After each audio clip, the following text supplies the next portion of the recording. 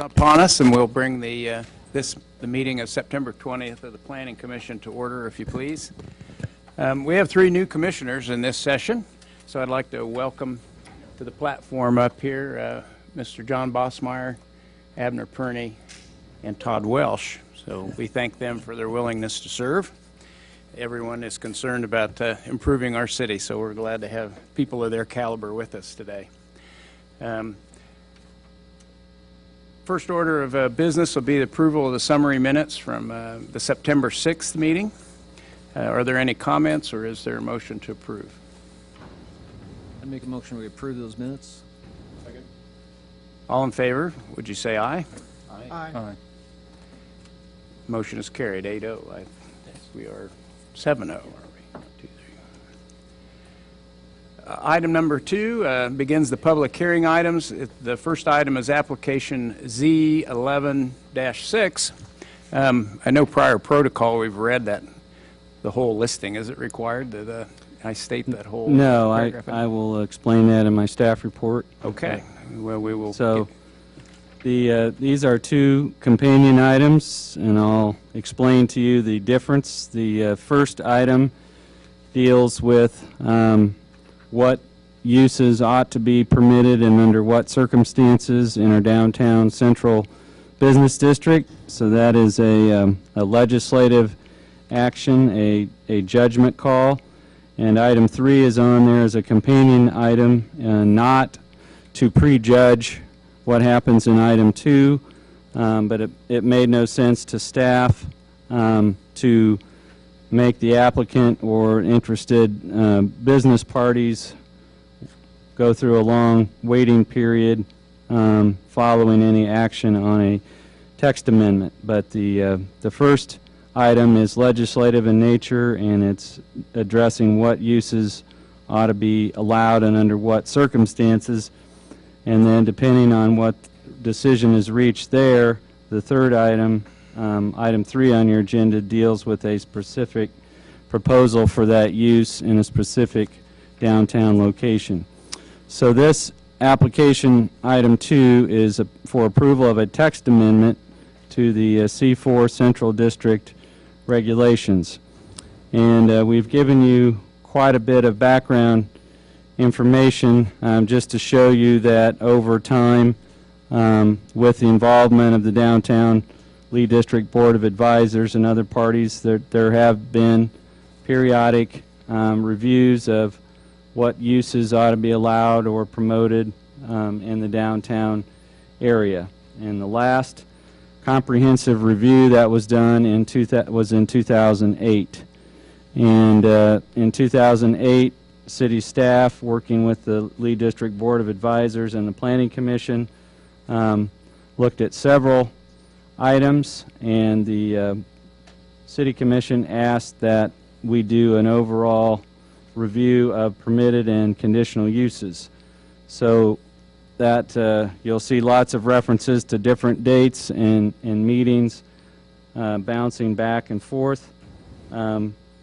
But one thing that came out of it was that in the final analysis, there were some uses: appliance stores, furniture repair, restoration, glass and mirror sales, handcrafts and ceramics that were formerly conditional uses were moved to the permitted use category. And then there was a recommendation that massage parlors, payday loan companies, tattoo parlors, and body piercing studios be shifted from the list of permitted or possibly permitted uses to conditional uses.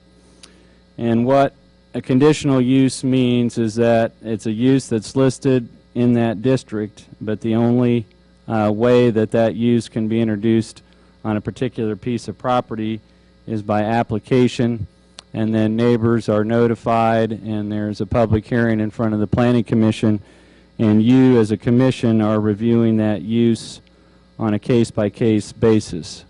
So one of the examples of downtown uses, earlier in 2001, there was quite a bit of concern about proliferation of drinking establishments in the downtown area, and after a lot of discussion, there was a plan put in place to make the establishment of a new bar or drinking establishment downtown a conditional use, which meant that neighbors were notified of the proposed location. There was a public hearing, and the Planning Commission had to approve that use in that location. So that was the recommendation from the Board of Advisors and the Planning Commission, that uses such as those be classified as conditional uses, which means that you could apply for those and have them reviewed on a case-by-case, location-by-location basis. Those recommendations went to the City Commission in May of 2008, and the City Commission reviewed that and made some of their own modifications and created a third category. And John, I don't know if you can call up that C4 district ordinance. And if you, this is the list right here of all the conditional uses in C4. So any of these uses that somebody wanted to do in the downtown area would be conditional, applied for and reviewed by the Planning Commission. And so in 2008, the Board of Advisors and the Planning Commission recommended that many warehouses, payday loan companies, tattoo parlors, massage parlors be in the conditional category, and the City Commission came back in response to that and created a third category, prohibited uses. And the reason for that primarily is there's a kind of a catch-all provision in the C4 district that says that you can do any other similar retail business not specifically listed is permitted if it complies with the conditions and restrictions contained in Section 42306. The hard part for that is then it's left for somebody's judgment, like a staff person or whatever, to say, well, is this use that's being proposed similar to other uses that are allowed downtown? So it was our recommendation that not to leave them unlisted as they were before, but that these be defined and listed in some way. So what happened in 2008 is the Lee District Board of Advisors recommended that they be conditional uses, reviewed on a case-by-case basis. The Planning Commission concurred with that, and the City Commission moved these uses into the prohibited category. So the applicant in this case is a downtown property owner, and that downtown property owner has a interested in locating a tenant in their tenant space, but they can't even apply to do that because it's currently prohibited. So the request that is before you in item 2 is to revisit this question and look at whether applicants ought to be able to apply on a case-by-case, location-by-location basis for a tattoo parlor, body piercing studio in the downtown area. So as it is worded today, those uses are prohibited, so you can't even apply to do it, and the request that's before you today is to move that from prohibited, that you can't even consider, to conditional, which means that you can apply for it on a case-by-case basis. And so the this really gets down to the image, atmosphere, business mix that people think is appropriate in the downtown area. We provided some information and want to make it clear that the research that's been done out there doesn't necessarily show that an individual business has an impact, but there are certain uses that, if concentrated together in one area, have been shown to have negative impacts on property values and business investment. But that is if they are congregated together. And again, tattoo parlors are not in the same category as sexually oriented businesses, but we want to explain that you could not have an adult movie theater or adult bookstore in the downtown area because their locations are severely restricted, and the legal basis for restricting their location is the demonstrated impact they have had on other businesses and discouraging investment. So that is the rationale why some communities limit locations of payday loan companies and have separation requirements or don't allow them to congregate. So really this is a judgment call about the type of business mix that's appropriate in the downtown business district. And your options would be to recommend, as requested, that the tattoo parlors be added to the list of conditional uses in the C4 district. Under this alternative, if that change is approved, then an applicant, either a property owner or tenant, could apply for a location in the downtown area. There would be property owner notification and a public hearing prior to establishing that use.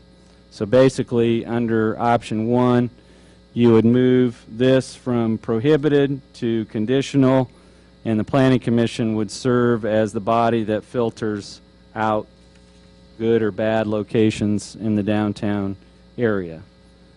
The other alternative would be to move it to the conditional use category, but limit it only to specific geographic areas of the downtown. That would be harder to enforce, but if you said that tattoo parlors could be a conditional use, but only on 4th Street or 5th Street or outside the central core, that would be an option. Or you could maintain the status quo as established by the City Commission's decision in 2008, which would leave tattoo parlors on the prohibited list. So wanted to make clear that when the Board of Advisors looked at it in 2008, they recommended that it be a conditional use. The Planning Commission concurred with that, and when the City Commission reviewed it, they had a different view and put it into the prohibited category. So the Board of Advisors letter that you have there endorsing tattoo parlors as an eligible conditional use is not a flip-flop. It is the same position they had in 2008. It's just that the City Commission in 2008 took a different view and put it into a prohibited category. So again, we've got to focus on the decision for application item number 2, and I'd be open to any questions about the history of the report. And I know we have the property owner here. We have Phil Klima representing the Lee District Board, and I believe we have the business owner here as well. But I'll take any questions you have about the text amendment application that's before you, and then we should hear from others. And I think you've got lots of items in front of you there that we received after property owner notification went out that express sentiments that people have about this application. Commissioners, do you have questions of Mr. Andrew or staff? Dean, a clarification. You made some references to sexually oriented businesses, and when they are congregated, they have a negative impact. However, do tattoo parlors and piercing fall within that category? Now, what we were, when we brought those issues up in 2008, when we were looking at this broad view of all the different types of uses in the downtown area, and we brought to the Board of Advisors attention and to the Planning Commission's attention that there had been studies done in real estate journals and planning journals that said if you had business districts and they had a high congregation of pawn shops, massage parlors, tattoo parlors, payday loan companies, that had a tendency to discourage or drive out other types of businesses and discourage investment. So we said, while we're looking at all types of uses in the downtown area and their potential impacts on other uses, we think you need to take a position on these uses. And the position they took was to use the conditional use permit review process as a filter. And so under the same principle as drinking establishments, having one drinking establishment per block in the downtown area might be different than if you had 4 or 5 congregated in one block. So what the conditional use permit process does is it gives the Planning Commission the authority to say, no, we've already got 2 drinking establishments in this block, that's enough, and we don't want to concentrate a large number here. So the rationale behind making tattoo parlors, payday loan companies, some of those as conditional uses is to avoid the concentration or congregation, not necessarily to keep them out altogether. But again, the City Commission took the view that they should simply be prohibited, and that's the way the ordinance reads today. Dean, do we have any kind of quantitative data that says that there's any more incidents of criminal or damage activity around tattoo parlors that we have in town right now? No, there's no evidence of that or any complaints along those lines. There is simply literature out there on those types of uses that if they congregate together and become the predominant use in a business district, that they can discourage investment in other types of businesses, but not of the criminal activity nature, but only looking at property values and investment. So we don't have any information that they have any other attributes than any other type of business. Dean, the only tattoo parlor I was ever in, it wasn't in the state of Kansas, but it looked more like the Salina Surgical Center to me than most places I've ever been in. I know we have maybe some visions of tattoo parlors out of the media, from movies and things, but are they regulated by the Kansas Department of Health and Environment? Are there professional As far as I accreditation know, standards? and we can hear from the business owners, the best of my knowledge, it's regulated by the Kansas Board of Cosmetology, which is the same board that deals with barbershops, beauty salons, nail salons, those types of businesses. But that would be best to hear from the business owner who knows the business better than we do. Just to review the overall procedure, if this commission approves the text amendment, then it goes to the City Commission for a final decision. That is correct. And if we deny it, there's no other route for the applicants other than to appeal to the City Commission. Well, Or can we even any do that? action that you take on item 2 today is a recommendation. It is a recommendation to the City Commission. So if you recommend that they be added to the list of conditional uses, that's going to be your recommendation that goes to the City Commission. If you recommend that the status quo remain in place, that's going to go to the City Commission, and they can still decide differently than you. Okay. So what you're doing is you're getting the input from property owners and citizens. You're hearing comments pro and con and making your best recommendation. But regardless of which of those 3 options that we've identified there that you take, the decision on a text amendment is ultimately made by the City Commission. And that, again, is evidenced by 2008 when the Planning Commission recommended conditional classification and the City Commission decided prohibited classification. In 2008, do you recall did the planning commission hear a lot of input from outside of the business district?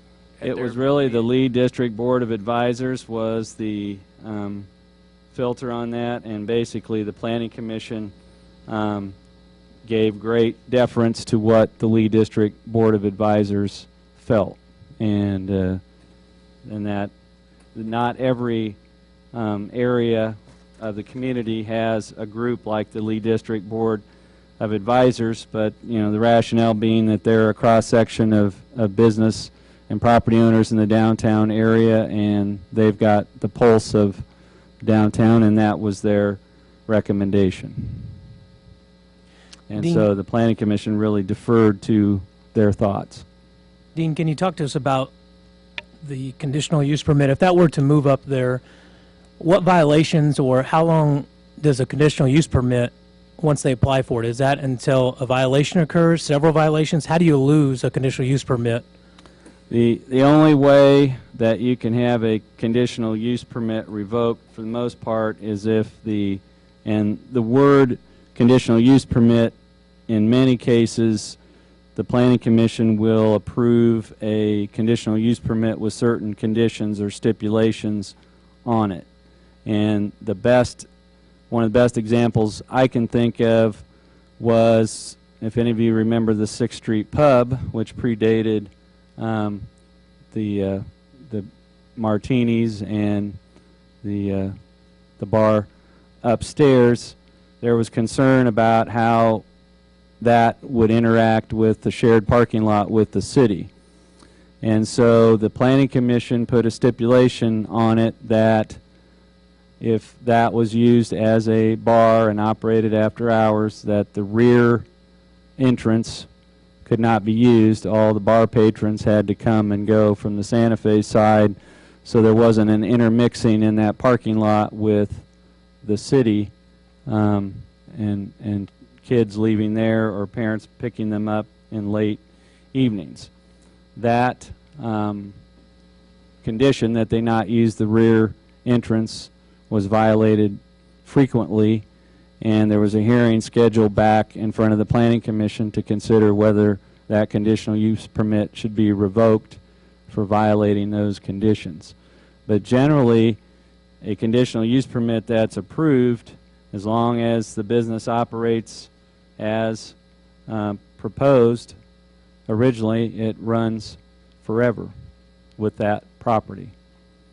So we've got conditional use permits that are 30 and 40 years old that have been in continuous operation. I can think of one, the Four Seasons Preschool on Lewis.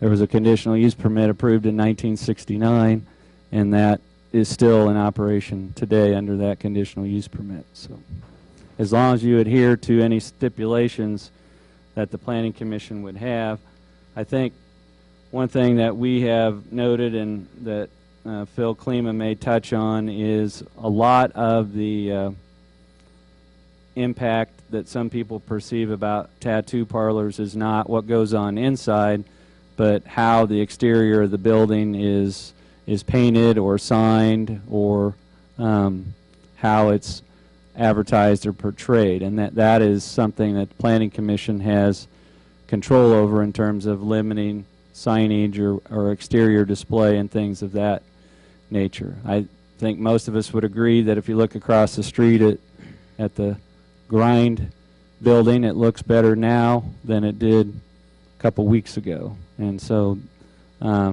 again, it's more of the impact has to do with what the exterior may look like than what happens inside, and what the exterior of that location looks at in the way of signage or things like that. That is within your purview. And Dean, the conditional use permit stays with the property and not necessarily the proprietor of the business. Is that correct? Correct. So if you had a downtown drinking establishment and that was approved as a conditional use, which I'll give Martinis as an example. Martinis had a conditional use permit approved by the Planning Commission. That has been vacant for over 12 months now, so that has been terminated. But if the owner of Martini's wanted to sell that to somebody else to operate it in the same fashion, that conditional use permit would just transfer to the new owner. So if you were to approve a application for a tattoo parlor in the downtown district for a particular location, and that business operator wanted to sell it to another tattoo artist, they could, and the conditional use permit would just run with that location. And the only way it would ever extinguish is if the property were vacant or abandoned for 12 months. Dean, when you say location, is that physical address or legal description? Meaning, i.e., if somebody was going to come here and they had 8 businesses on one building, is that legal description given a conditional use permit, or just we one? would define it in this case, because this is in this particular location. It's all on one single platted lot, but it's divided up into various storefronts. We would identify the storefront and that address for that storefront, and the conditional use permit would be limited to that.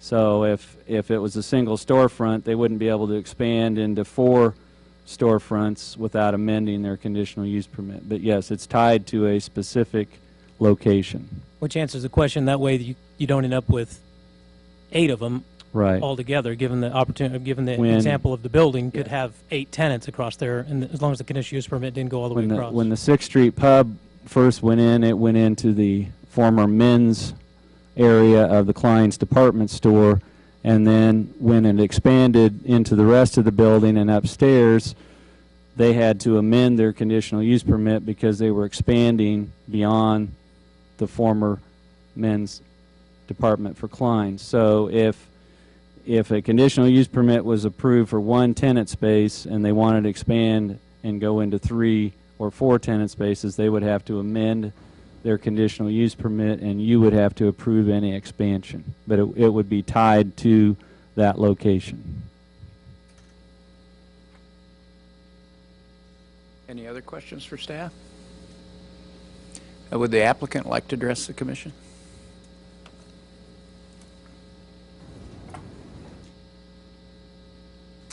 Please state your name and address, if you would. Yes, Jim Ravencamp, 652 South Santa Fe, Salina, Kansas. Obviously, I know a lot of you up here, and as most of you know, I've been involved in Salina downtown for quite a few years. Probably 20 years, and my involvement in downtown has always been to make it a downtown that we can be proud of, and obviously I've proven that by investing money into buildings into the district, and I just certainly look out for the best interest of our downtown and or the Lee district, and the last thing I'd want to do is tarnish that image of our district. And with that being said, I think with the owner of the tattoo parlor, they've thought about doing it in a nice manner, and as far as making sure that it's not going to be like a lot of people have the image of a body piercing or a tattoo parlor. I mean, they're really conscious of what it's going to look like and what it's going to do to the downtown, and I just feel like they're just as conscious as I am about how it looks, and I really don't have a lot to say about it.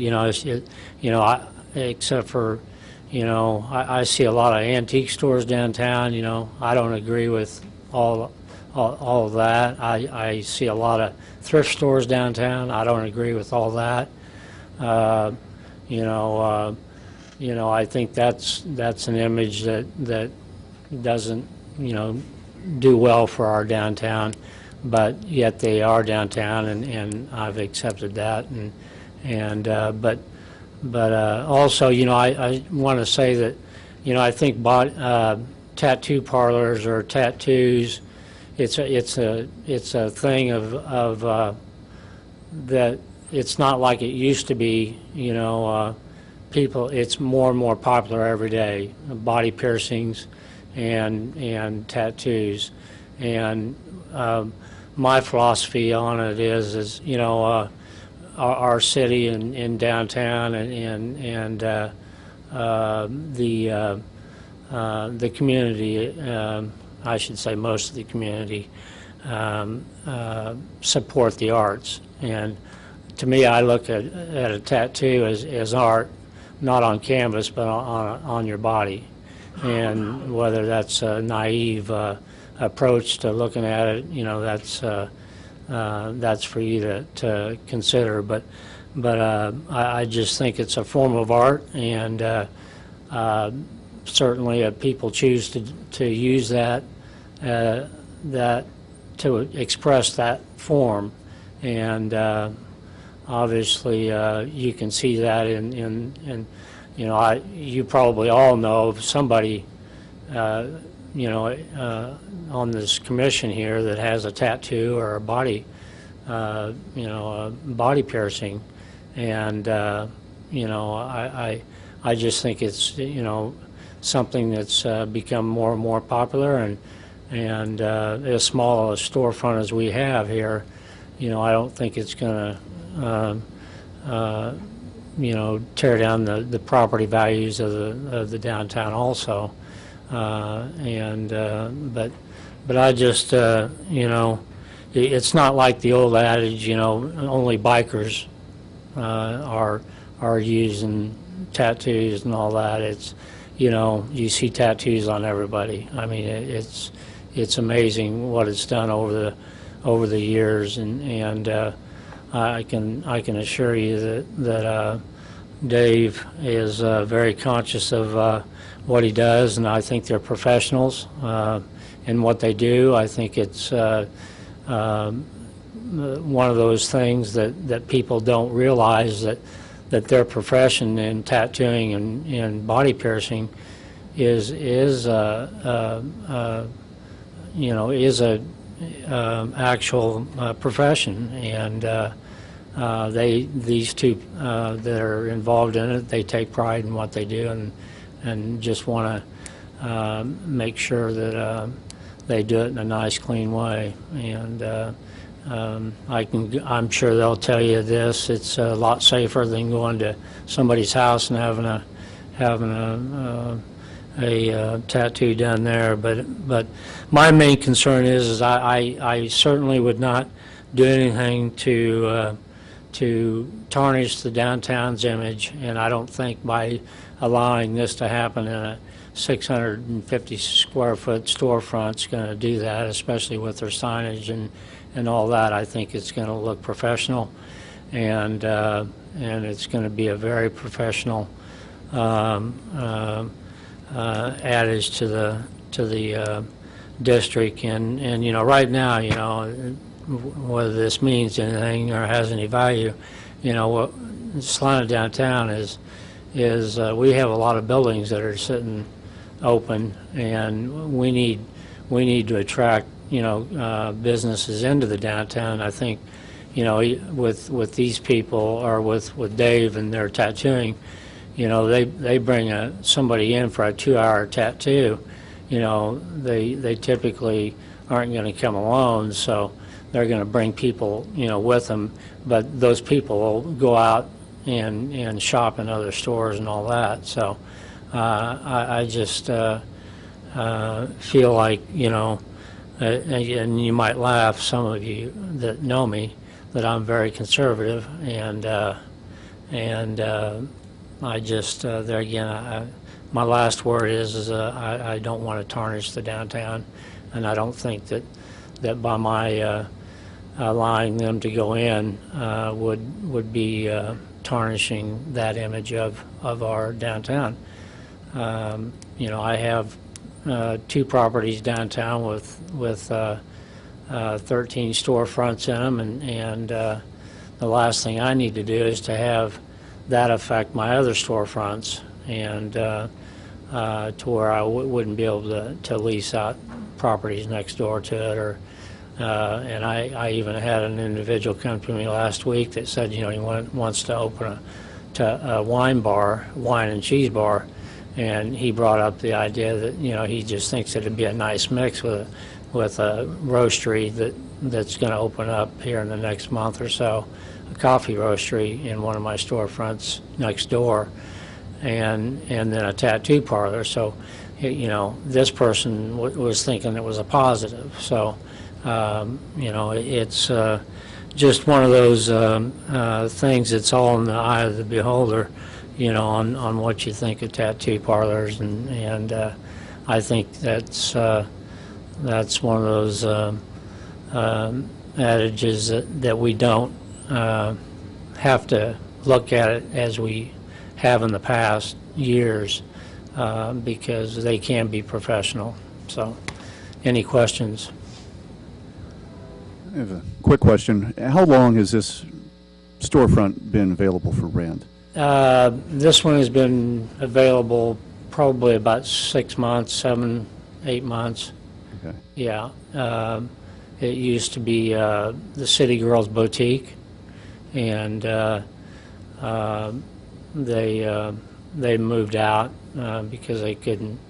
I guess they just couldn't make it because they didn't finish their lease. But also, I guess I wanted to say too that there was a mistake when I leased it to them, that the body piercing was prohibited in downtown, and there was a mistake on my part that was a prohibited use, and they've already invested a lot of money into this storefront, whether that has any value or not, in the past month and a half. So I think that should be considered too, that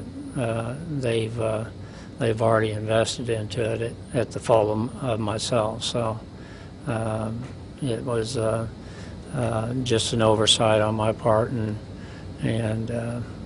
but anyway, I would like to have the commission look very hard at this and approve it, because I think it would be a different mix for our downtown.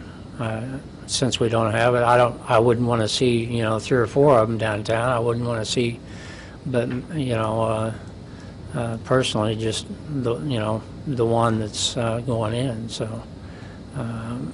Follow-up question, I'm sorry, to that. I want to play devil's advocate a little bit, Okay. because you stated that you're protective of the downtown area. And I Environment, appreciate right. that. Mm-hmm. But I think the other side of that is that somebody could take the position to say, well, in a down economy, when it obviously has not been kind to retail tax establishments, that it's probably a lot harder right now to be able to fill those vacancies, because there are going to be fewer people that are interested in opening up a business Right. with the current economic climate.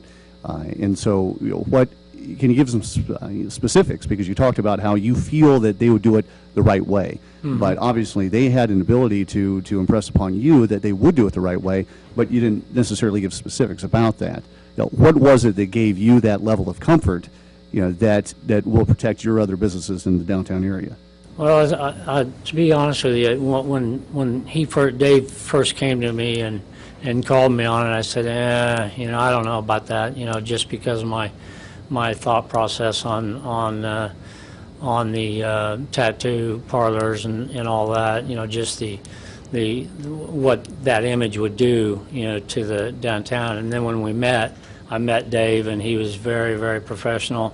He's been and explained to me what he would do and how he'd do it, and how he is governed by the state. I mean, they have to. They're so stringent on how they do things that just it wasn't something that you just set up shop and come in and start tattooing. I mean, it was how he conveyed to me, that he wanted it to look nice, for the, and their clientele is middle class people, and not that they're going to get, all the middle class people, but more and more you see that with people and tattoos. But it was just how he conveyed himself on how he wanted it to look on the inside and the signage, and he was he would ask me questions on, is this would this make the image of the building look bad, and it's like they're concerned about their equipment being stolen, and so he was wanting to protect it in some way with some type of he asked me how, and I said, well, you should probably use some type of surveillance or whatever, so if somebody does want to break in or whatever. So but I just feel like if I answered your question, I just think that it was how he conveyed himself, and how he wanted to fit into the downtown, because he did know that the downtown is proud, of who we are as a downtown. Thank you. So. Jim, can you tell us what kind of controls you have as a landlord over what the exterior of the building would look like? Yeah, as far as on the signage, I do have control over that. It's either on the awning or on the glass, and it does have to meet my guidelines. But it has to be approved by you. Yeah, mm-hmm. And I think that's probably going to be one of the guidelines, or if it does go to a conditional use permit, that's one of the guidelines that they're going to conditions that they're going to put on it is what the signage is going to look like and all that, because obviously they don't want it to look like it's a rundown tattoo parlor, and it's I don't allow like the vinyl signage, that kind of stuff. It's got to be professionally done signage by a professional. So, but yeah, no, I have full control over what it looks like, and actually what they can do too inside the building also. So, but any other questions? Todd, you're asleep.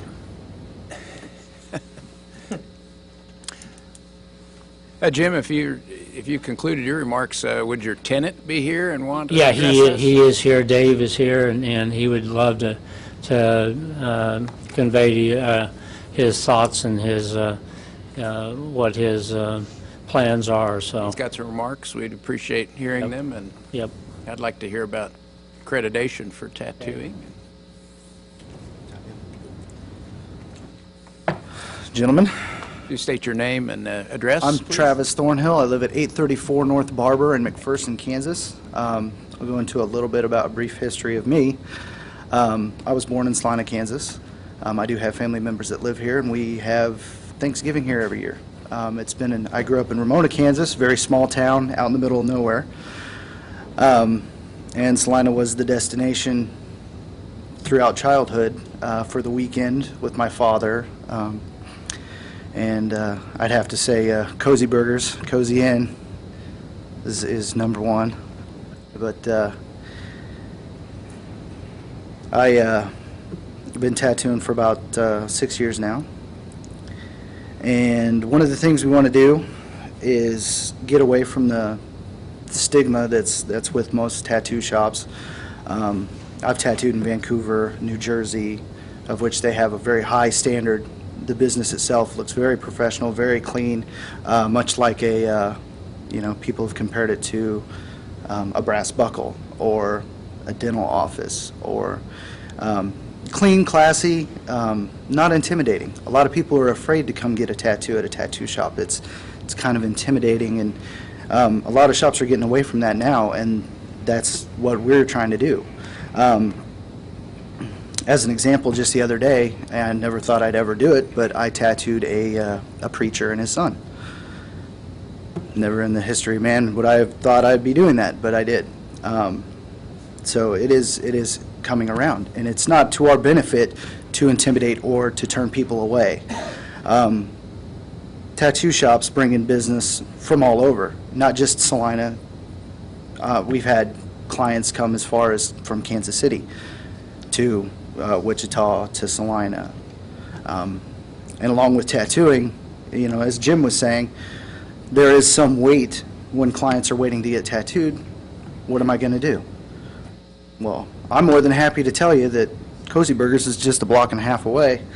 It's fantastic. You got Martinelli's, a lot of places to eat. Well, after you get tattooed, a lot of people are hungry. It does, your metabolism kicks up and you become hungry. So when you're done with that, we'd be more than happy to point you in the right direction to a good meal. Even though he said he didn't like antique shops and thrift stores of that nature, sometimes people that come get tattooed are eclectic. They want to find weird items that they may not find elsewhere. Tattoos typically aren't cheap. You know, people come and plan to spend money. Maybe they'll plan to spend money at other businesses as well in their, you know, their time at our establishment. So, you know, I have a copy. Basically what I've done is I've photoshopped our logo onto the front of the window of the building. So it's not on there now, of course, but that's basically what it's going to look like. And, you know, I wanted to make sure it does look professional. It doesn't look offensive at all, and clean and classy, as we're going for. So if you'd like, I could give you all a copy of what this would look like. Is that okay with you? May I do that? Glad to pass it around, sure.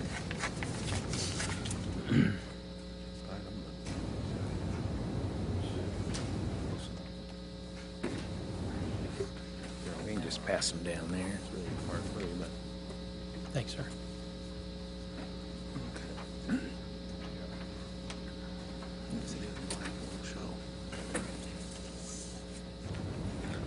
well, the first one, if we don't approve it. And as I am not in my normal element, I believe I've said what I came to say. You guys have any questions for me?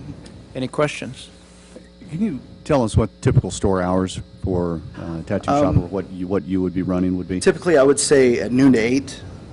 We, both of us, Dave Ritchie and myself, both have families that we'd like to get home to see, to bed before, you know, find out how school went and things of that nature. So, you know, the late after hours, you know, that doesn't pertain to us. Typically, we'd work. Sometimes it may, you know, if I'm working on an individual and it runs past 8 o'clock, of course, I'm going to stay until it's finished. That being said, our hours are looking somewhere between 11 and 8 o'clock, Tuesday through Saturday, most likely.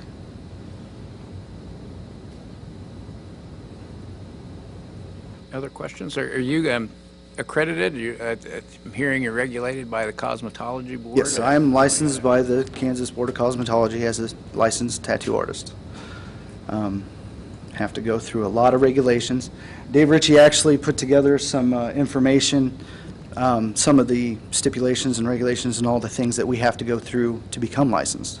So you guys know what we have to actually go through to do this professionally. More and more nowadays, as a professional, I'm seeing people coming in having us try to fix what they've gotten from an unprofessional in a basement, in a house, in a whatever. And the only way to really combat that is to just public awareness. You know, I preach to everybody getting a tattoo. As a matter of fact, I'd love to take somebody's money and do a tattoo more than anything, but at the same time, if I feel it's not in their best interest, I will suggest that they don't.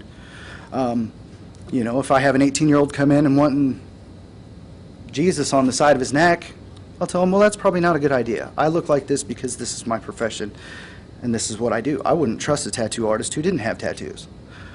But You, on the other hand, you're a young individual. Do you know what you're going to do for the rest of your life? You know, visible tattoos on the hands, on the neck, things of that nature. I'm not going to do it. I'm not, you know, you need to put thought into it, and once you're of mature age and have found your way in life and it's okay to do that, then fine. On top of that, I frown upon anything drug-related, gang-related, anti-religious, anything of that nature. Again, I'm a professional and a family man. I don't want to promote negativity. Anything else? Questions? You work in other shops in Salina, you said? Not in Salina, no. I work in Wichita at the moment. Why downtown? Why you look at other places than that? Salina is closer, of course. Choosing downtown, why did you choose downtown? Typically, you know, tattoo shops here seem to be kind of segregated off in the distance, and honestly, I do feel that it is beneficial to other businesses, you know, for our clients that are again waiting to do something. They have plenty of things to do well within walking distance, and you're basically putting their money to good use, on top of, you know, for our benefit, but for other people's as well.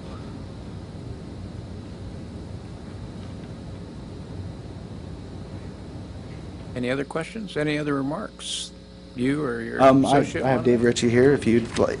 By the way, I'm the tattoo artist. He's the piercer. Two separate things. So if you have any questions on his behalf. All right. Thank you guys for your time. And we would need your name and address, please, sir. I'm David Ritchie. My address is 3349 South Chase, Wichita, Kansas.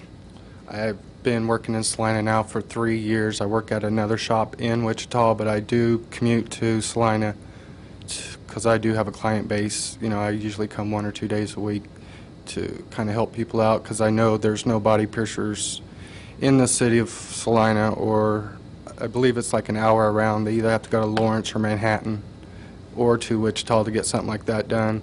So the ones that can't make that commute, I was trying to basically help people out here in Salina and not have them go to a tractor supply company and buy, you know, needles that they use on cattle and go in their basement and, you know, give each other body piercings, which happens a lot. I mean, you can go on Craigslist and look and see all the people that are doing tattoos out of their homes, unsanitary conditions.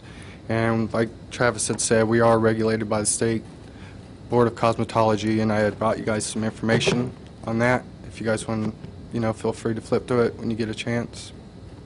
Can I go ahead and bring If you come prepared, great. Yes. Okay, we can share them. Leave John out. See this book. Any application forms? But I don't know if I told you, but I've been in the business for roughly 15 years, and I've worked one shop for 12 years, and I moved to the other shop because that shop in Wichita had closed down. And I'm just trying to provide the, you know, the community with a nice, clean, safe place that where parents do have to bring their minor children into the shop to get something done because the state doesn't allow minors to have any procedures done without a parental consent. So we just want something that the, you know, families, their fathers and mothers feel comfortable with instead of coming down with something if they don't need to. That's basically it. You guys have any questions? Questions? Thank you very much, Thank you. gentlemen. This is a public hearing, so I guess we'll move next to any comments from the public if they would like to address the commission. And again, please state your name and address for the record. I'm Ken Stromberg, 2732 East Shipton Road. Basically, I wanted to discuss a few of our concerns. We own the building just next door, 100 East Iron, or it's also addressed as 107 East Santa, or 100 North Santa Fe, and it's also addressed as 107 East Iron. One of the current concerns that I have, we have a loft apartment in that building, 2 loft apartments, and the entrance is right next door. My concern is if a conditional use permit is granted, you know, granted these gentlemen sound like they have a reputable business and they know what they're doing, want to make sure it's a reputable business, and successful for the community. But with that conditional use permit, as we heard earlier, that's stays with that property. And our concern is down the road, is that going to have any negative effect on our property values, the leasability of our apartments in that building as well? So just wanted to express those concerns. Any questions? Thank you for comments. Any others? I'm Dagny Stromberg. We both own the property together, 2732 East Shipton Road. I run my chiropractic business out of 100 North Santa Fe, and we do have tenants in our upstairs apartments, and we try and keep them more, they're not Section 8, let's just put it that way. And I don't know how comfortable my tenants will feel entering 5 feet away from the door to a tattoo shop. Also, there was indication that there were no research studies that showed increased crime around tattoo parlors. Somebody must not have done a Google search, because I found the Santa Clara City Code from Santa Clara, California, and they do reference studies done by the police department there. Is the policy for tattoo and branding parlors, body piercing establishments, check cashing shops, and pawn shops.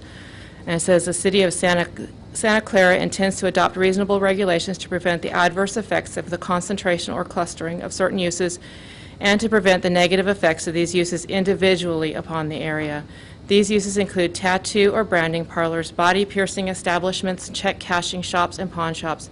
These uses have been demonstrated to have detrimental impact individually or when located close proximity to each other. So it can be individual shops or clusters. These concentrations tend to create a skid row atmosphere and have a deleterious effect upon the adjacent area. I own the building next door. Believe me, I've invested more money than these people have in whatever they've done to this building. We're talking hundreds of thousands as opposed to whatever they've done to the inside of that building. Regulation of these uses is necessary to ensure that the negative impacts will not cause or contribute to the blight or the downgrading of neighborhoods and businesses in proximity to these listed businesses. We're already in a redevelopment district because there's problems downtown. We don't need to add more problems. These regulations set forth below are necessary and will tend to prevent the clustering of these uses. This chapter will also serve to promote the orderly planning, development, and utilization of neighborhood and business premises. In summary, entitled Secondary Effects of Crime, the study, the Santa Clara Police Department reviewed studies conducted in Oakland, California, St. Paul, Minnesota, Seattle, Washington, Phoenix, Arizona, and in the city of Santa Clara, and concluded that specified regulated uses do have numerous negative effects upon the area and lead to increasing calls for service in response to crime.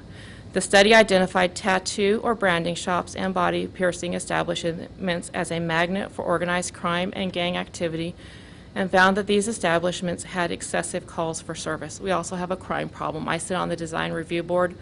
We have been requested to have bars, requests from business owners to have bars put on their windows, and we've denied those because it's not the look we want for the downtown. I don't know how we're going to be able to deny them if we start bringing in more crime. The study also noted that check cashing shops were also a center of criminal activity. That's not. There is also another study out of a Department of Sociology and Anthropology at Texas Tech University, and he, in his summary, says that they surveyed 1,753 American college students, and that respondents with 4 or more tattoos, 7 or more body piercings, or piercings located in their nipples or genitals were substantially and significantly more likely to report regular marijuana use, occasional use of other illegal drugs, and a history of being arrested for a crime. I am very financially attached to this area. I don't really, it's not really feasible to move my business. I would not have put my business next to a tattoo parlor. I have my 11-year-old daughter there doing virtual school. She's enrolled in the Newton School District. And sometimes, you know, she needs to go back into the alley and go to the car and get something out. And if there's people congregated around the door waiting for their tattoo, how comfortable will I feel sending her alone to the back of the building or to the alley? Thank you. Any questions? Thank you very much. Oh, I also do have the rest of the petition, there was a petition that was I'd circulated. like to submit that for the records. We could take that. Thank you.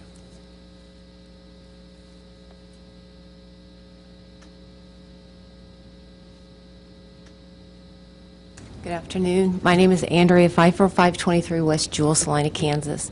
I am a property owner just 235 feet from the location of the proposed tattoo parlor, and I wasn't made aware of this proposal in any form except through the grapevine of downtown, which luckily, by chance, we happen to be part of this time. I think there's, I know this is kind of off track, but I think there's a little bit of problem with the 200 feet notification that our conditional use permits offer. I can't figure that there's more than probably 8 or 9 conditional use permits that went out regarding this because they only go to the property owners. They don't go to the business owners. Luckily, I happen to be a property owner, so if I'm within 200 feet, I get the information. If not, then I'm out in the cold about it, and I find out about things like this for somebody else.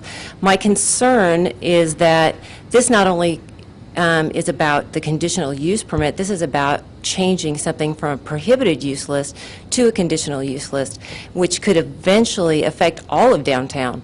I mean, if they decided to put a tattoo parlor next to the Stevel Theater, that could affect that part of downtown Salina.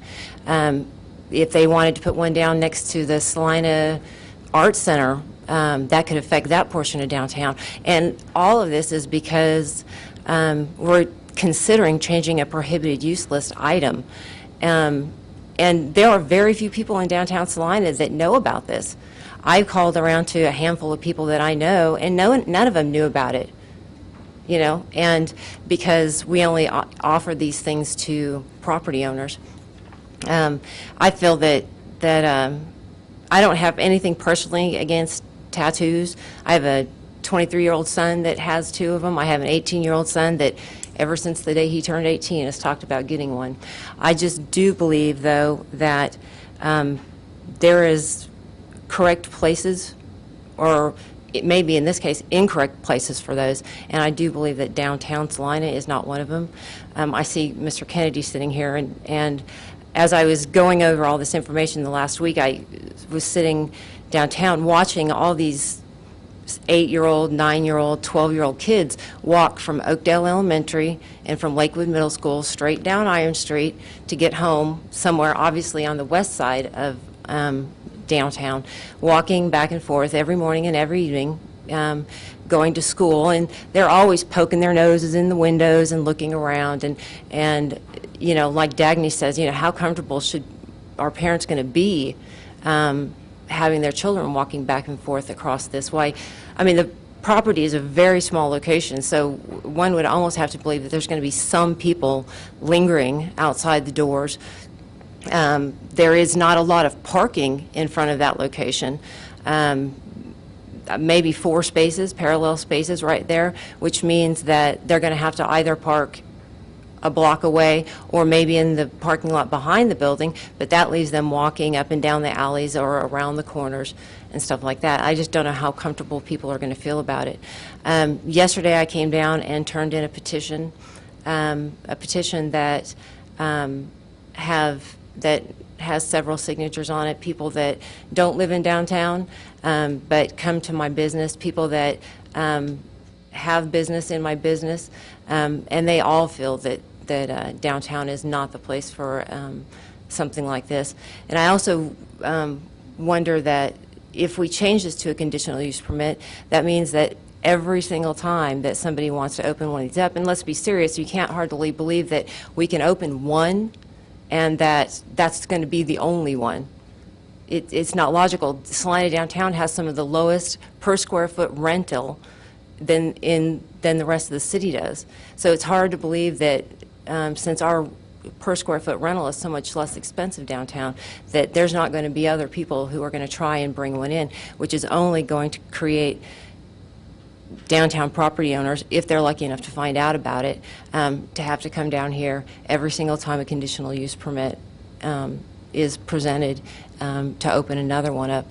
So I really hope that y'all think about the locations and think if you would want a tattoo parlor next to the Stiefel Theater or want a tattoo parlor next to the Art Center where kids come every day after school for art projects or every weekend for art classes. And think about if you want one sitting down next to the teen center. And granted, in the conditional use permit, you could deny those locations, but you know, you eventually get to the point is how do you deny something how do you improve something one time and then deny it because the Stiefel Theater is an important building? Well, I'm sure Dagny's building to her is just as important as the Stiefel Theater is to many people in downtown Salina. And I'm sure that the teen center is just as important to all the parents who drop their kids off there as you know, a building could be anywhere else. So thank you for your consideration. Other comments? I'm Phil Clima. I live at 917 South Santa Fe, and I'm here representing the Lee District Advisory Board, and I sincerely appreciate Dean's efforts and his staff's efforts at pulling all of the background information together about this and reminding you that this is really not a new position for the Lee District Advisory Board, and your board at that time was under different organization. There were different people sitting on the board at that time, and I believe Abner Perney was actually a commissioner at the time that this all took place. So he probably has a great recollection of everything that went on there.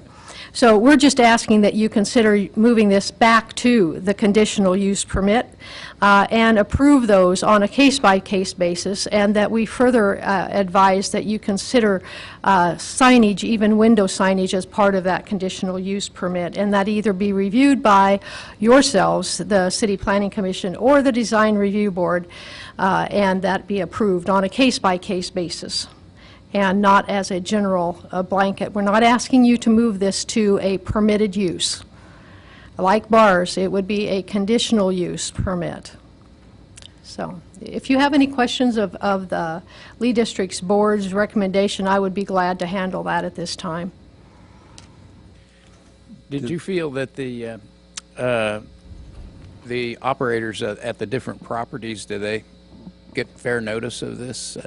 Aside from the actual property owners? You know, I know that Andrea Pfeiffer emailed me earlier last week, I believe it was, and we've had some changeover in staffing and some things that we didn't get it posted online as quickly as we would have liked to, and we sincerely have apologized to her for that.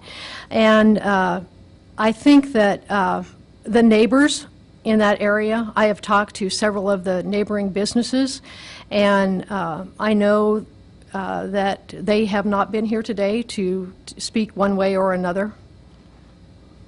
And none of them that I visited with on a one-to-one basis either came here today or expressed an opposition to that particular installation. So. Was this a divisive issue within your board, or was it fairly unanimous? It was, we had one abstention. We had somebody new on the board that hadn't been on the board. It was their first meeting, so they abstained from voting. But other than that, it was unanimous. I can actually read it to you. Brian Richardson moved that the Lee District Board of Advisors recommend that tattoo parlors be moved from the prohibited list use to the conditional use list, with a condition that window signage be reviewed either by the City Planning Commission or the Lee District Design Review Board. Catherine Perney seconded the motion. Motion carried with one abstention. Yes. You would have more experience with this, and I'm trying to picture in my mind another community that maybe has tattoo parlors downtown, and I'm not picturing any right now, so I can't really visualize what the impact might be. Do you know other communities, maybe it's our side, have downtown tattoo parlors? You know, I didn't do a case-by-case review on that, Mr. Kennedy, so I can't really answer that question very well. It hasn't been a trend, but then things have changed, so I just didn't know. I will confess to being hard of hearing, so if you could use your microphone, it might help me. Oh, they're dead? Actually, just get some, Oh, his is really dead. Sorry, John. No questions from you. Okay. So I just put it out of the way. Thank you. Yeah, you're welcome. Any other questions? Thank you very much. Thank you. Are there any other comments from the public? Well, that being the case, we'll bring it back to the commission. Commissioners, are there any other questions you want to address to staff, or the chair would entertain a motion on this item? I do. I'd like to know, Dean, in regards to Commissioner Kennedy's question, are you aware of any other instances like this in a downtown district? Or Well, I think the even the example that was cited by Ms. Stromberg, our research that we did and what we presented back in 2008 said that the concern about these types of uses is the clustering or congregation of those uses. And I haven't read the details of that, but I can say that the listing of tattoo parlors, those types of things, as a prohibited use is probably the exception, not the norm, that it's more likely that places like the Santa Clara, California study and those types of things is that they're justifying making those types of uses conditional instead of permitted in a variety of commercial business districts to keep them dispersed or separated and not having them congregate in a particular area, and that's what the conditional use process does.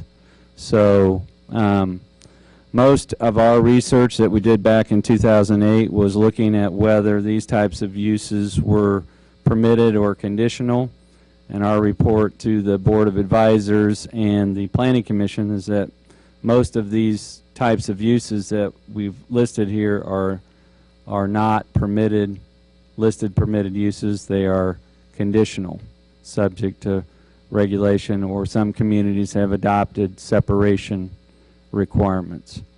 But if you look at C2, C1, C3, C5, those districts don't list prohibited uses.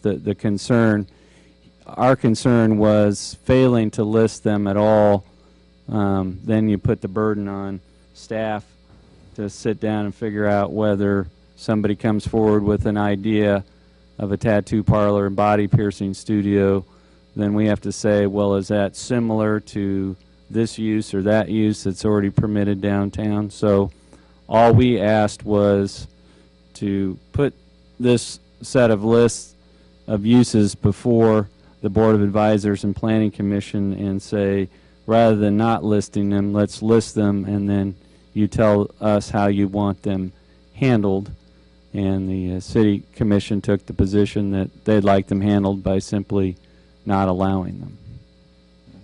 But we did not, I can't say that we did all this research looking at downtown areas to find which ones prohibited them. What we did was a lot of research that showed us that the majority of communities regulate these types of uses through a conditional use process or something like that, as opposed to permitting them as of right. And that was what we focused on.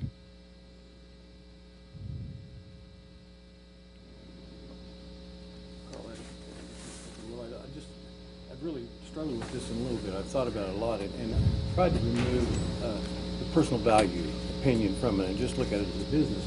And if you think about one of the things that Dean said, is that I think any concentration of any type of business can have either a positive or negative impact on downtown.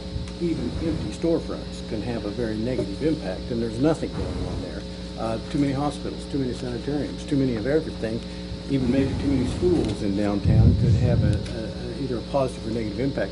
So if you discount that, then I think you kind of have to look at maybe 3 or 4 issues involved with that, and would be this business or any other business, what impact would it have on crime? What impact would it have on the perception of safety? what impact would it have on additional government services necessary to either regulate, supervise, or control? And then, and if you look at those things, you have to think, I'm not sure with the way society's changed that a tattoo parlor differs much from other types of businesses that you might find downtown today. And I do understand the concern of students passing by, and I appreciate your comment, passing by businesses, but I think there's a number of businesses that based on one's personal values, you may have concern about students passing by. So it's really a difficult decision for us. In my case, I'm going to try to remove my personal opinion about tattoo parlors.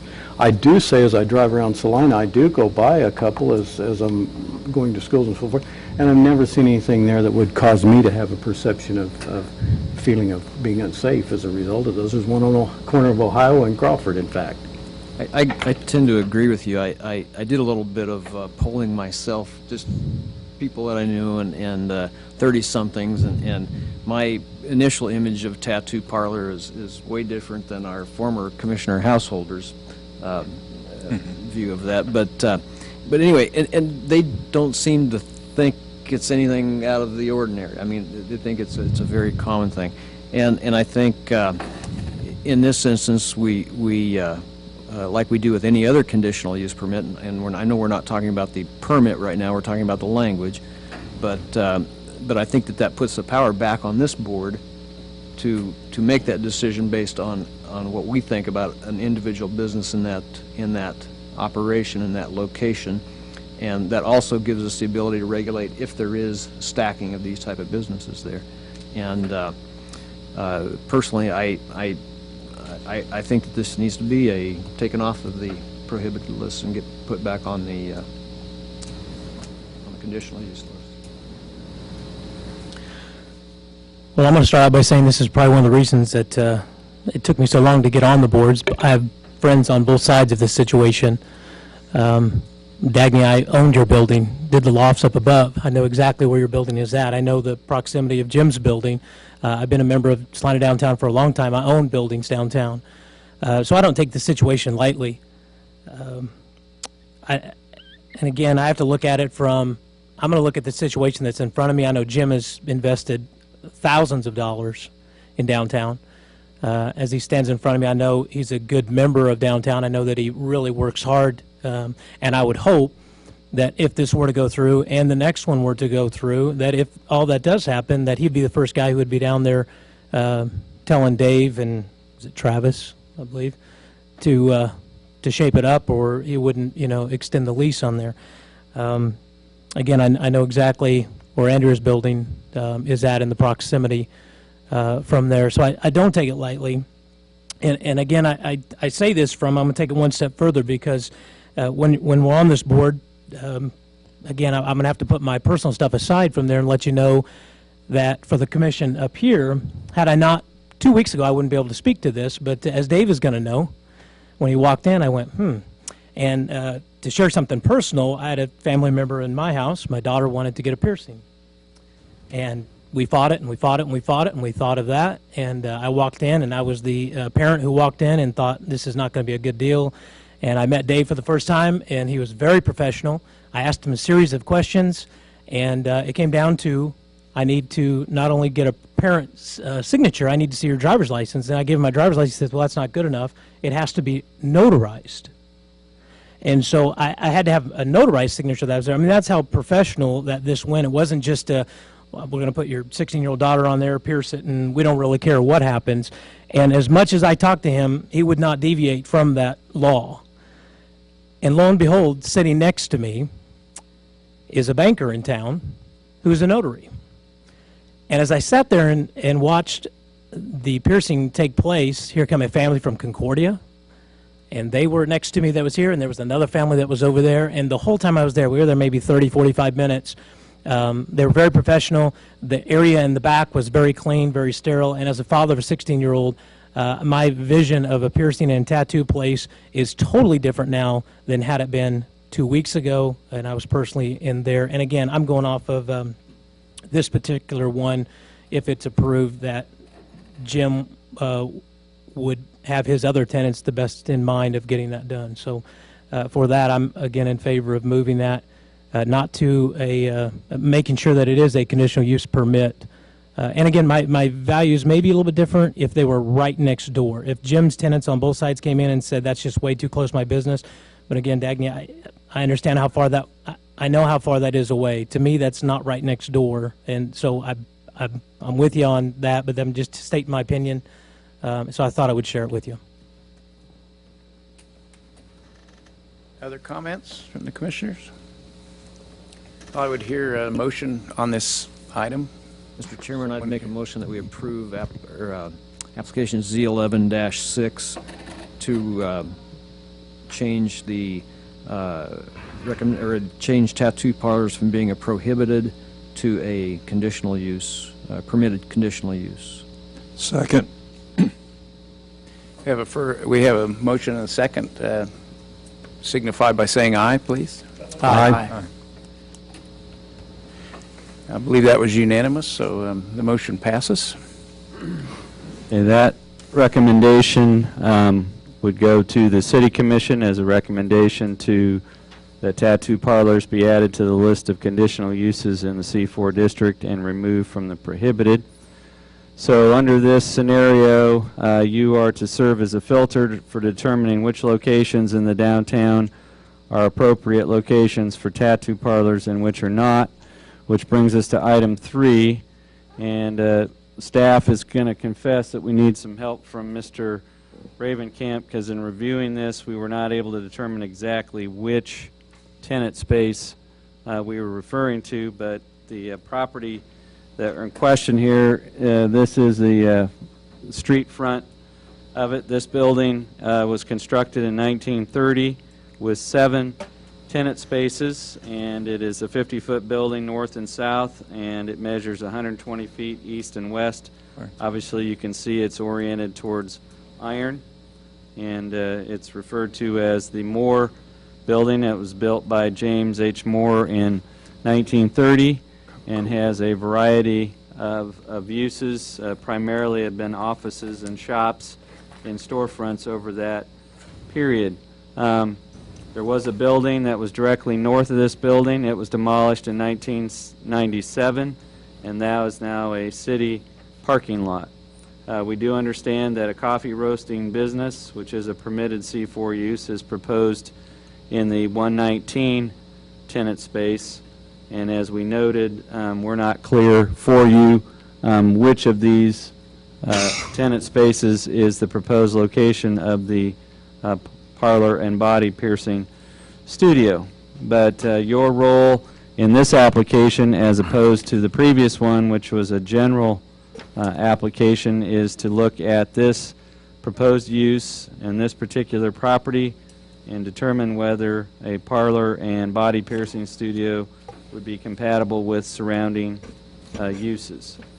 And the public hearing process is allowing you to receive public input about and establish appropriate conditions of approval for the proposed use, which, as you know, is a tattoo parlor and body piercing studio. This building fits right in with the C4 model. It's a 6,000 square foot lot, and it's a 6,000 square foot building. It occupies the entire lot. As we looked at it, in the total square footage, the tattoo parlor would occupy anywhere from 12 to 24% of the total floor area of this particular building. So it is small in scale as currently proposed. Obviously, we've had discussions that approval of a conditional use permit would put a vacant downtown tenant space into active use. And the question for you is whether you believe filling the space with a tattoo parlor would contribute to the welfare and convenience of the public by adding tattoo parlors to the business mix in the downtown area. As far as the impact on the surrounding property, you're going to know that, and we've already heard that there are differing views and perceptions on what that impact is, and that is simply a judgment call. And you're to look at whether the addition of this single tattoo parlor would change the character and perception of this Iron Avenue corridor. And there has been some discussion, John, if you could go back to the storefront photo, in terms of impact, because all this activity is taking place indoors. There's going to be two impacts that will probably be noticeable. One, if there's a overscheduling or high volume of business and people are congregating outside as opposed to inside, that is a potential impact. And then what this looks like in terms of wall or window signage will also have a perception or impact. As far as parking, there is a city-owned lot to the north, and there are some parallel spaces in front of this building on Iron.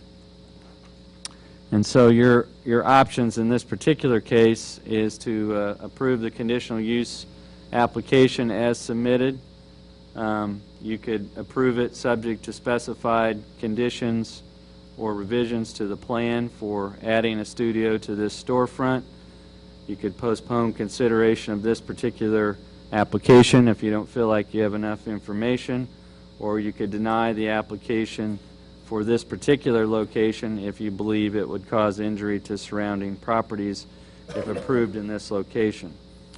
If based on the information provided by the applicant, you find that the addition of a tattoo parlor tenant space in this location would not have a negative impact on surrounding area, then your appropriate action would be to approve the conditional use permit application with any conditions you feel are appropriate. Some typical things that have been used for drinking establishments and other uses, you could establish hours of operation or limits on the, how late the business could stay open.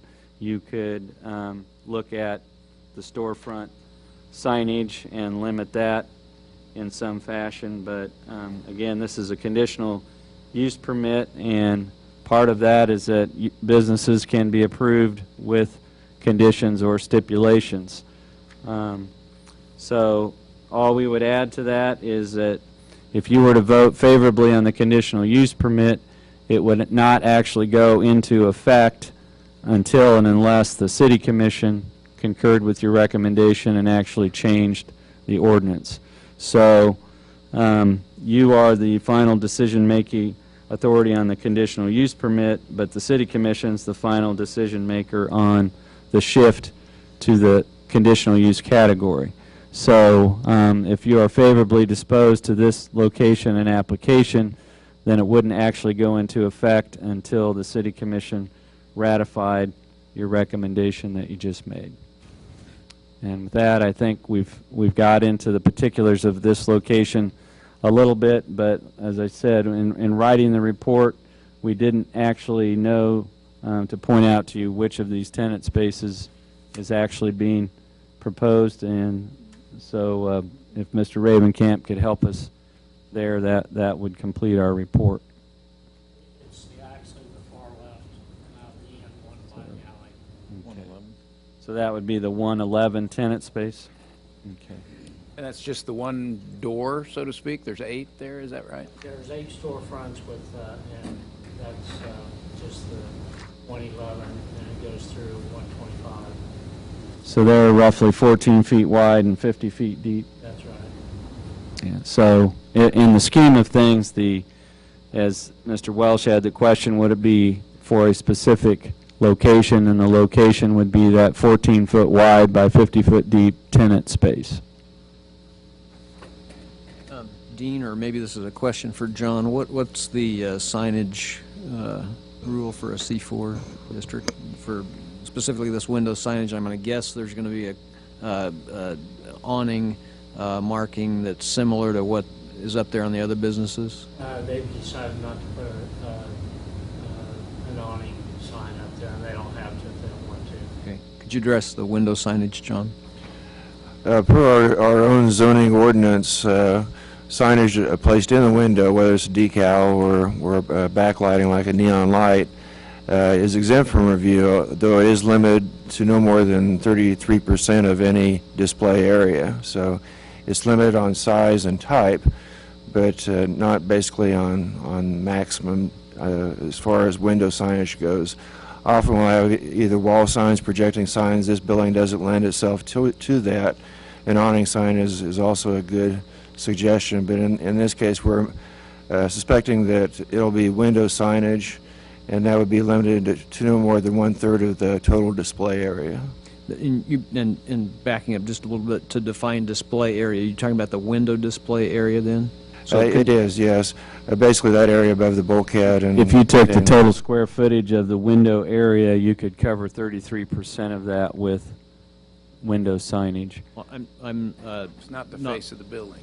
No, it would be the... not measuring or anything, but this sign that they've submitted here, or this drawing that they've submitted, looks like it may take possibly half of that.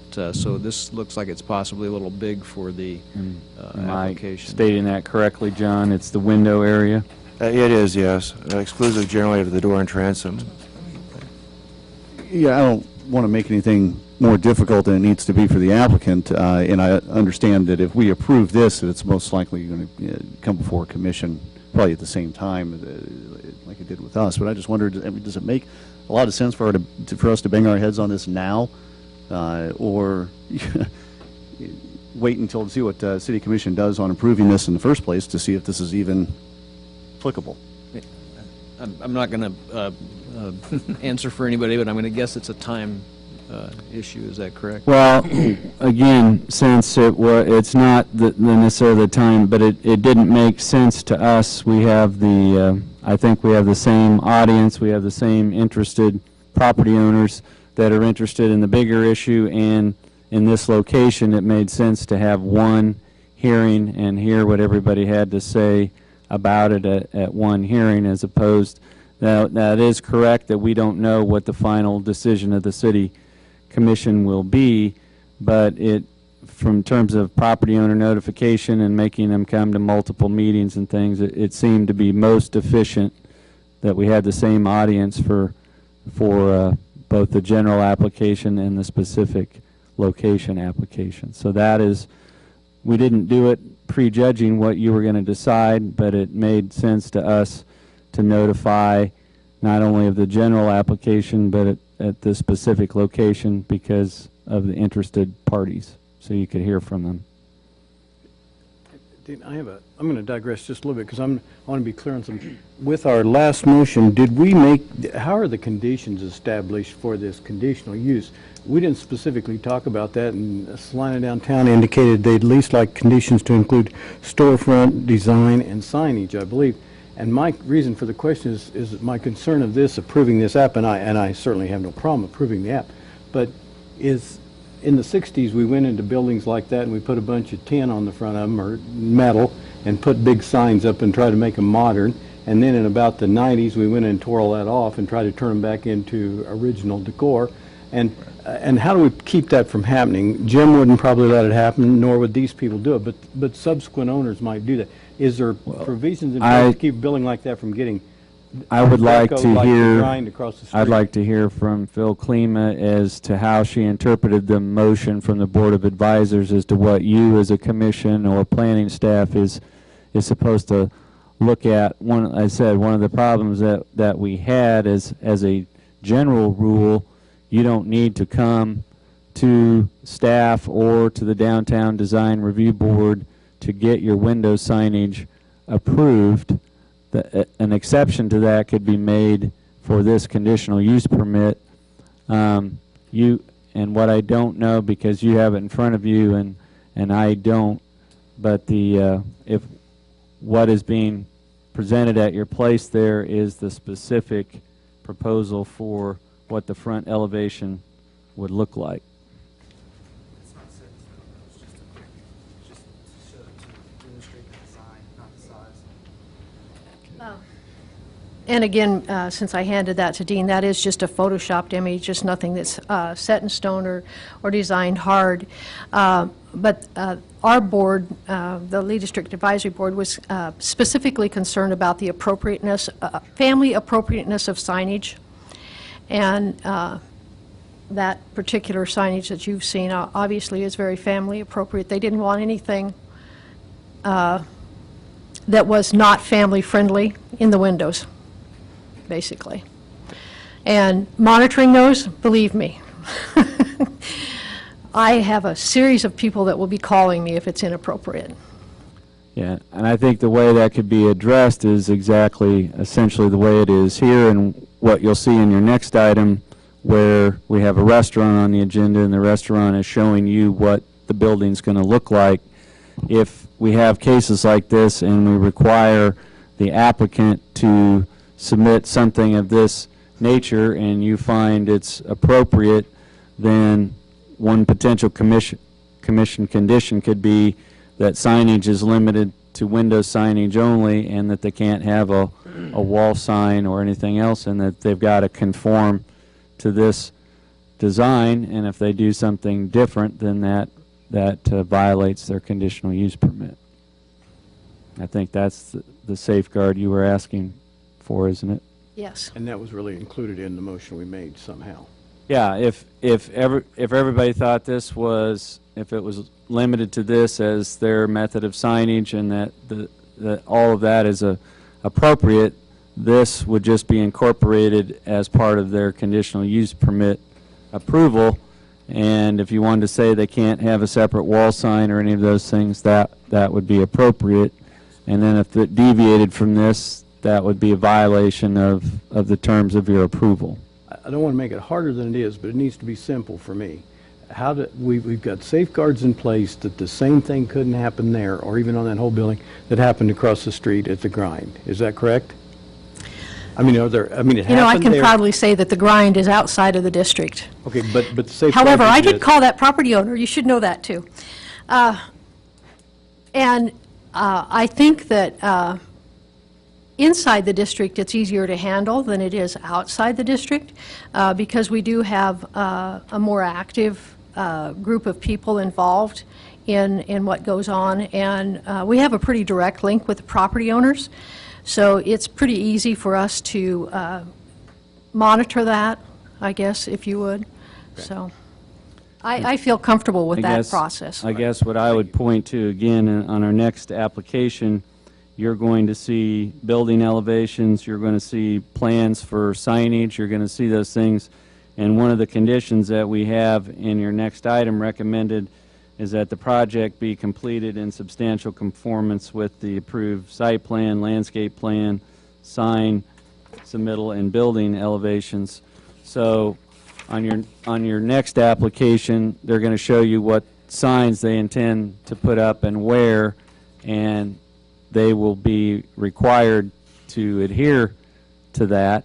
And so the same thing could be done here, that one of the conditions could be that exterior signage for the tattoo parlor conform with this plan, and that they can't, that that's incorporated as part of your approval. Only of the approved size, which this appears to be Yes. too big.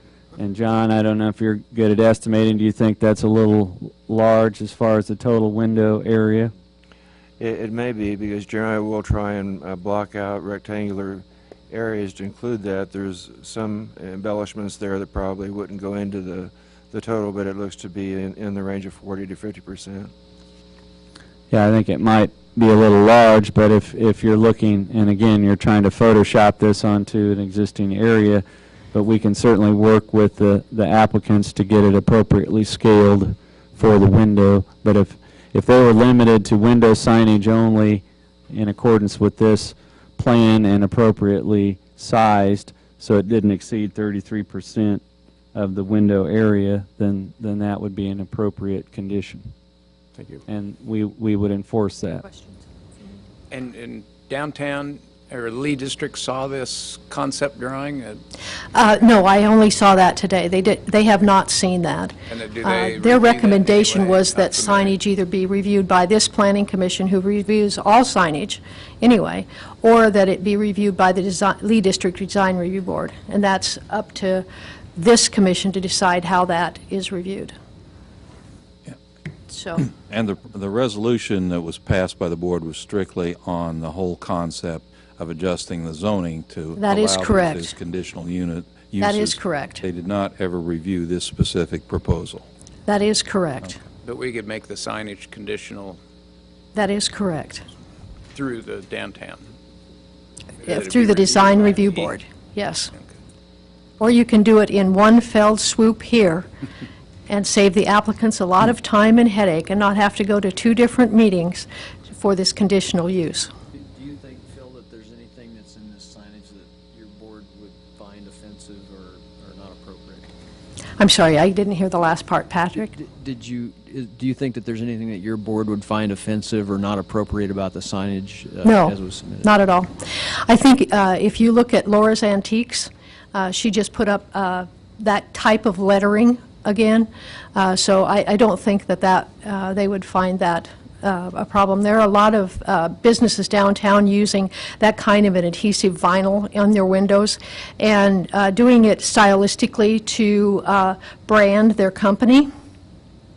I know that Enchanted Cottage just moved from one side of the street to the other and replicated her checkerboard pattern in her windows, and I think that's part of branding for your organization. So,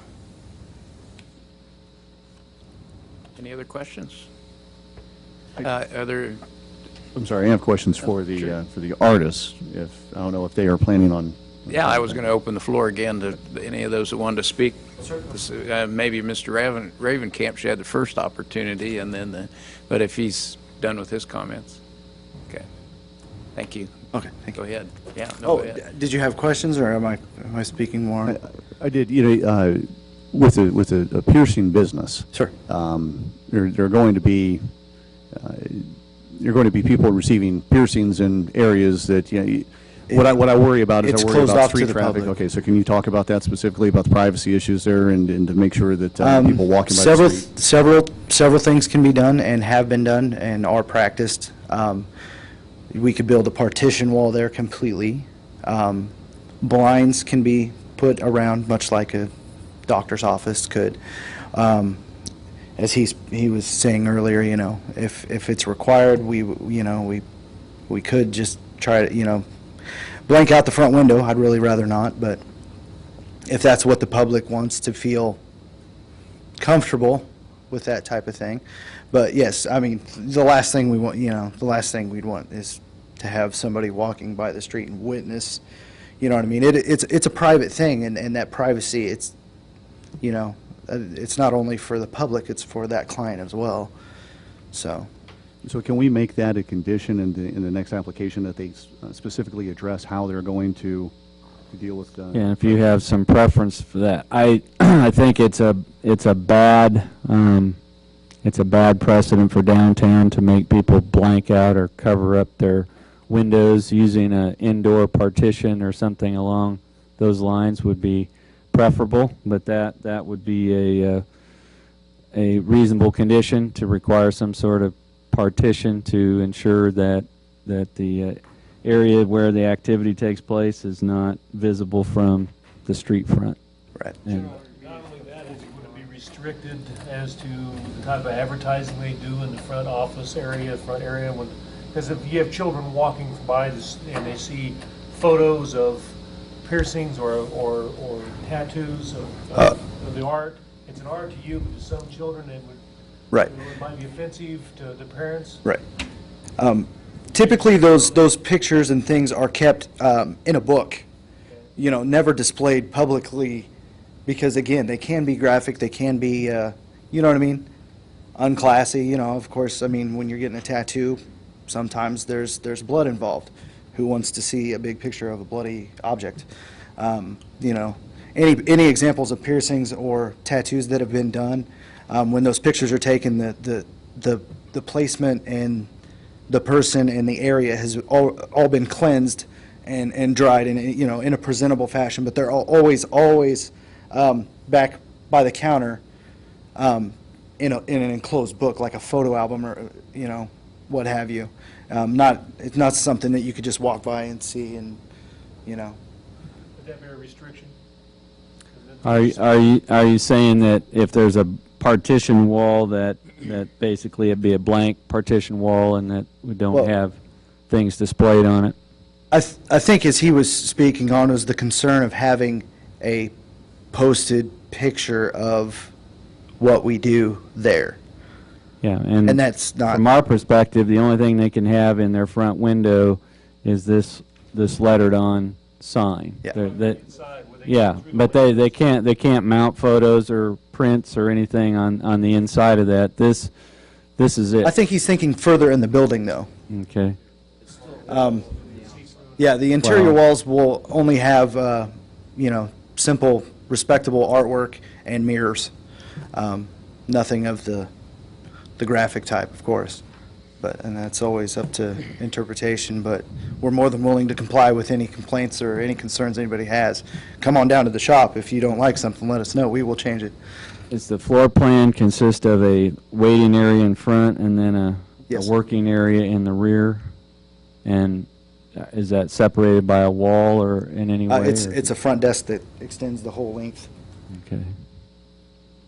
And the general public isn't allowed to just walk freely back where, when I'm with a client, nobody's allowed to just come back, walk through, hang out, whatever, without, express permission by myself or the client, for safety reasons, health reasons, and just professional atmosphere, so. Travis, I know at the other shop where Dave works now, I'm not a big fan of neon in front windows. To me, I Right. think of liquor stores, pawn shops. Right. And again, as I'm going through this in my process, I truly have these guys who have invested in downtown in the forefront, and I hope Dagny speaks later, because the first motion was to approve it. The second one, now we're looking at the application of, now that we know where it's at. Now I'm looking at it saying, okay, if I own the building next door, I'm hoping that they speak to, if we can put conditional uses on what happens, I'm going to take that into huge consideration of, there's got to be a concern that Andrea has, and that Dagny has, and that people hear of, why are they so against it? And so I'm hoping that we get to hear those concerns, so that hopefully we can put those in there, that if it is approved, that at least you feel like you have a voice of saying, okay, this is what I don't want to have happen, or this is what I'm most concerned about, so that at least the commission can look at it and go, this is what we want to help you out with. Yeah. So neon is a big one for me. I'm just Yeah, not a fan of it. We'll most likely have an illuminated open sign. Again, it doesn't have to be neon. There's a million different ways, signs out there that stray away from neon. I feel you on that, like, as far as like the electric light district type of genre, There's plenty of light inside the building. You will clearly, visibly be able to make out the window signage without having to put red or blue or whatever neon behind it. I don't mind the open sign. I'm thinking specifically Yeah. the neon outlining of the window that would light up your logo. I mean, I know that's a trend in tattooing. There's plenty of shops. light inside that's So, really, okay. it's fine the way it is. The neon's not necessary, and I agree with you. I think it's kind of tacky, so. Other questions? Any other comments? There need to be an addendum made to this application for a specific address then, rather than the line of all 8 of them? Well, the legal description of the property and the ownership is the entire lot, which is 50 by 120, but in the motion, the actual application is to put a tattoo parlor and body piercing studio within the 111 tenant space. So that is the only area that we think is subject of this application, is that 14 by 50 area that's addressed as 111 East Iron. It doesn't have a separate legal description because it's all part of this one lot that's owned by Mr. Ravenkamp. But your application is for that tenant space. It's right here, and that's where the conditional use permit would be limited to, is that area. I'm feeling that we could get a little bogged down in the conditions here, because the conditions are an important part of this, I think. And somebody used the word family appropriate. I don't know if that means anything. I have children, Yeah, and they will be there. I think here, rather than condition A, B, C, D, E, F, that we could sit here all night and debate, is there a list, Dean, is there a list of conditions that would be standard in city planning for these type of operations that you could pull and put together? I mean, heck, we'll be all night talking about all the little nuances of this business or any other business. I mean, could you put together I mean, in this app, there's nothing recommending certain conditions, but yeah, we're talking about that. Could this app come back with those conditions listed, which makes it easier for us all to understand, is my question. One thing you could do, I think it would be appropriate to hear from any neighboring property owners so you could hear their specific concerns. But one option you would have, it would be somewhat, but not nearly as complicated as the BFR Metals case, but you could approve the use in that location and concept subject to staff drafting possible conditions for you to consider at your next meeting. Because it's not based on the city commission schedule, the conditional use permit's not going to take effect anyway until they act. But one thing you could do is approve the conditional use permit for this location subject to us drafting conditions for your review at your next meeting. And the other aspect of that, though, is if there are neighboring property owners that are concerned about this location, you need to hear from them, and we need to hear from them so we can hopefully address any of their specific concerns. I agree. Are there other comments from the public on this version of this application? Ms. Stromberg? I would like to respectfully disagree with Mr. Welsh on the proximity of this business to my business. That green awning you see on the corner, that's the entrance to my loft apartments. That pays about half the mortgage on my building. I may have difficulty if there are people loitering outside this tattoo parlor in the alley where they're going to go to parking, might be coming in at 8 o'clock at night, and you know what? It's pretty dark in the winter at 8 o'clock at night. And I have encountered people in the alley, and it gives me pause because I'm going out there as a single woman by myself with an 11-year-old. And I don't know who this tattoo parlor, they may be the greatest people in the world, but I don't know who this tattoo parlor is going to bring in. That's the city parking lot for any extended parking.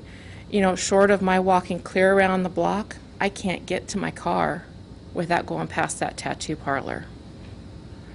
And my tenant can't get into their home.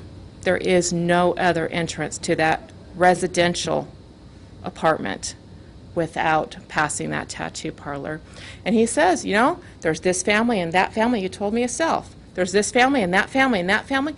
It's a small business. Where are they going to put this family and that family and the other family in their lobby? And quite frankly, I can't walk in the alley without looking in that window. I don't want to see it. I certainly don't want to see needles going into anybody. I know they say it's going to be behind a partition. Frankly, if it's going to have to be there and there's nothing else I can do, I'd be all for blanking out that window. I don't know what else to say. I have severe concerns. You know, maybe I wouldn't be as worried if it was the other corner of the building, didn't inhibit my being able to enter and exit my business, didn't inhibit if my patients, you know, they're going to take up more parking. If my patients need to park behind the building, they'd have to come past. You know, tattoos are becoming more every day. I have several patients with tattoos. I don't have a problem with a tattoo. I'm not going to get one myself. I have religious problems with it. That's my problem. That's not. But they do bring in more crime. Statistics say they do. And it's going to be right next to my building. And I don't agree with Mr. Welsh about the proximity of my building having no standing. You can't get any closer. I could probably stand and touch both buildings. I was talking about your business in general with clients coming and going. That's a good, those buildings are, what, 120 feet deep? 110. 110 feet deep, excuse me. But the 110 parking is feet right from the there. front. The parking's right there. And for my financial stability, it's important that I keep those loft apartments rented. And the how many times entrance do couldn't be. clients coming, so I would say a client maybe enters, would he leave their apartment there maybe 2 or 3 times a day, 1 or 2? During the, yeah, but they're going to be coming home in the evening. In the winter, it's going to be after dark. There's going to be people possibly loitering outside that business. It's the type of business to encourage that. I may have trouble renting those apartments, which could severely decrease the value of my building. I've already gotten it downgraded through an appraisal process. Was able to get it reduced by going to the state because of the vacancies in downtown. We already have a problem in downtown. We don't need to bring this business here. Thank you. Are there any other comments from the public? Well, that being the case, I'll bring it back to the commission. Gentlemen, is there any further discussion of this item, or is there someone up to making an motion and making an attempt to move this along?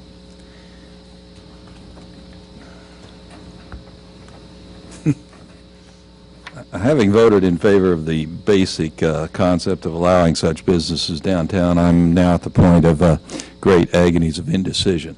I discussed this with several other property owners who are not here tonight and note are not on these petitions. My thought in earlier discussions today was that the general zoning is probably acceptable, but I'm in agreement with Stromberg's that this is not a particularly desirable location for this type of business. I don't like the idea of them being on Iron Avenue, the second main street in town, in general, and I'm not really convinced that this particular application is worthy of approval. So I'm willing to make a motion that this application CU 11-7 requesting approval of a conditional use permit to establish a tattoo parlor and body piercing studio at 111 East Iron Avenue be denied. Is there a second?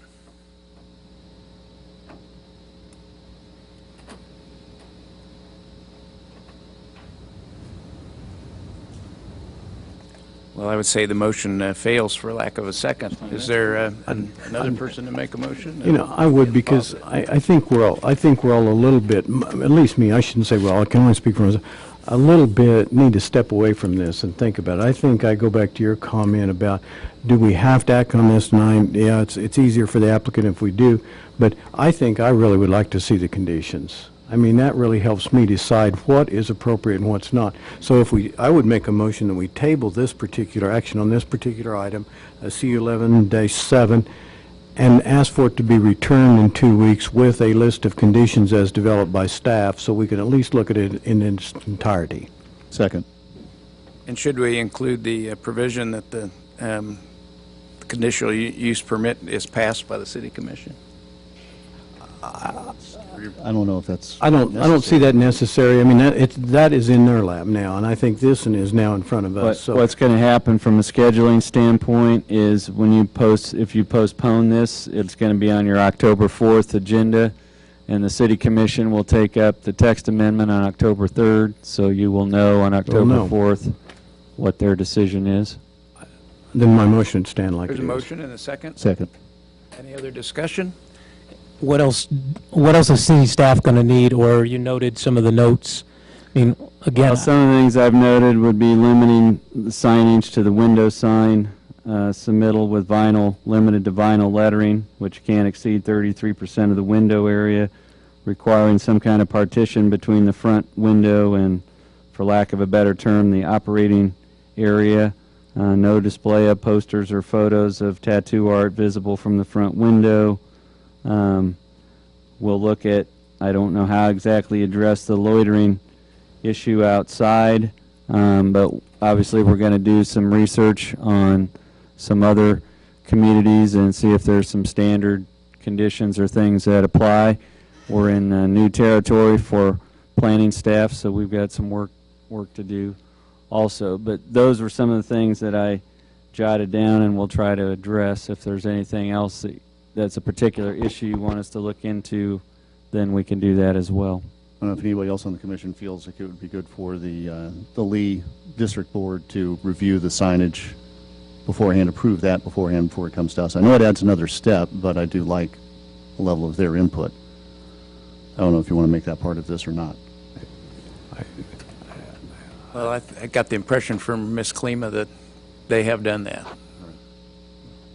I think we could. I feel comfortable relying on city staff to make us a list of conditions that comply both with city ordinances and comply with good practice of downtown.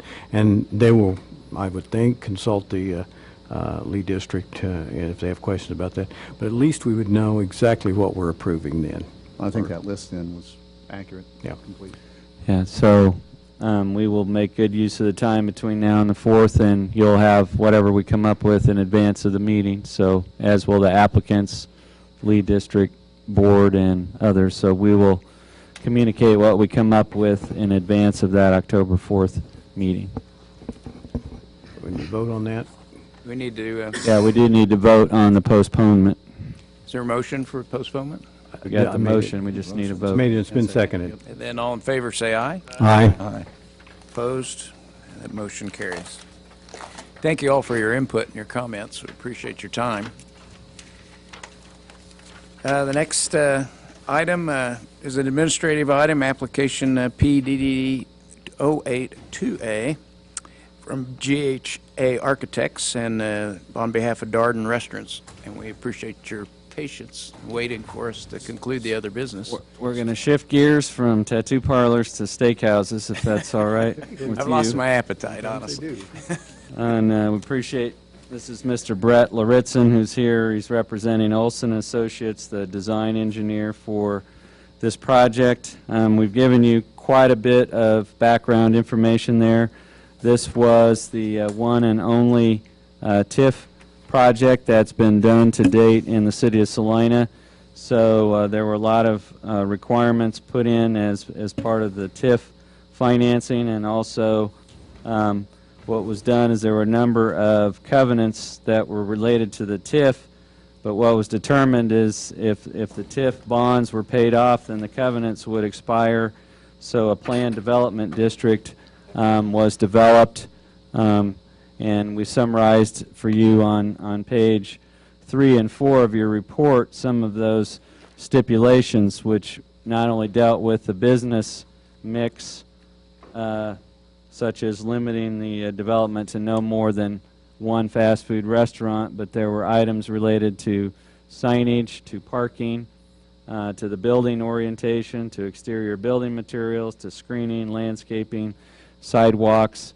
It was quite a detailed list of elements, and so the property that we're talking about is referred to as the Coles Outlot, and the Planning Commission reviewed in 2008 plans for a Coles store here and a large detention basin that was placed there to capture stormwater runoff. And the application that you have in front of you today is for a final plan, and want to emphasize that it is for development of a portion of this outlot. And the plan is for this portion of the outlot, with this area here being a separate proposed tract or tract 2. So by our calculations, Longhorns would occupy 84% of this lot, leaving the remaining 16% for possible future development. And so sit-down restaurants are a permitted use within this planned development district. The plan here is to construct a 6,200 square foot restaurant building, which would have an indoor dining area with seating for 242 people. The basic footprint would be 86 by 76, and the building would be oriented to face east towards 9th Street. And you've got elevations in there somewhere, John. So if you are on 9th Street and driving by, this is the front elevation that you would see from 9th Street. The plan for vehicular access would be 2 driveways on the west side of the building off of Planet Avenue. Both driveways are designed for 2-way traffic, and they've got an after-hours loading zone south of the building. If you are on Planet Avenue, this is the view that you would have, except this trash enclosure area, I believe, is actually going to be located here for this particular development pattern. But we've got a total development site of 1.97 acres. They're going to develop 1.65 of that, and about 67% of the site would be paving and drives, and about 24% would be landscaping and open space. And as we noticed, for orientation purposes, this is the front of the building and the front entrance. The rear area is here facing Planet Avenue, and of course Kohl's is over here. And then you've got two side-facing entrances there. The front facade features a slightly arched false front over a covered entryway. The north, south, and east facades of the building would have windows. The rear of the building would not. The walls of the building would consist of it's described as soft pumpkin drive-it stucco, and then we've got contrasting stone work there on the exterior. Where these parapets are, the height is 23 feet, and the remainder of the building is 19 feet tall. Their plan provides for 117 paved parking spaces, or about one space for every 2 seats, based on their indoor dining area. That parking exceeds our minimum requirements by about 40%, but there are no special variances or anything applicable or needed for this particular plan development. So those of you may or may not know, Key Avenue here is, well, it looks like maybe it's a shopping center entrance. That is a public street, as is Planet Avenue. So the access into this development is Key Avenue from 9th Street.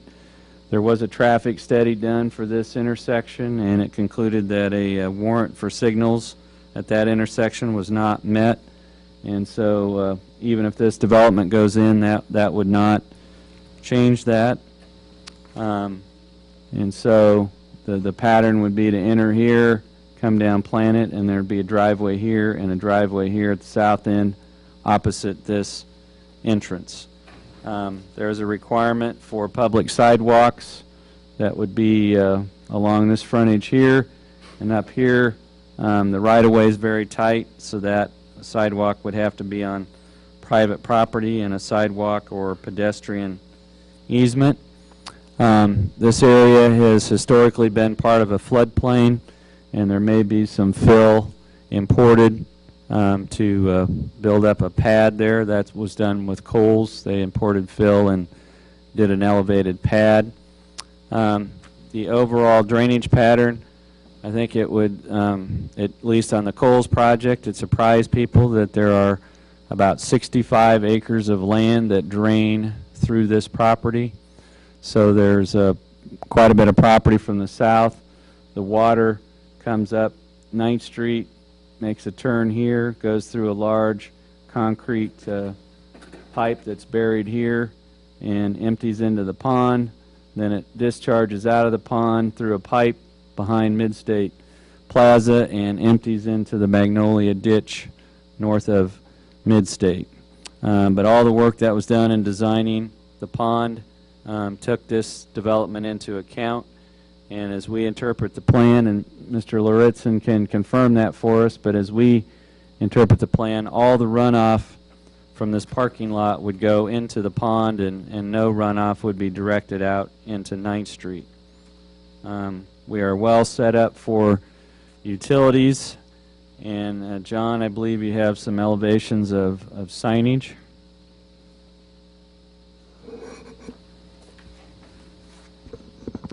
So they're going to have some wall signs mounted on the building.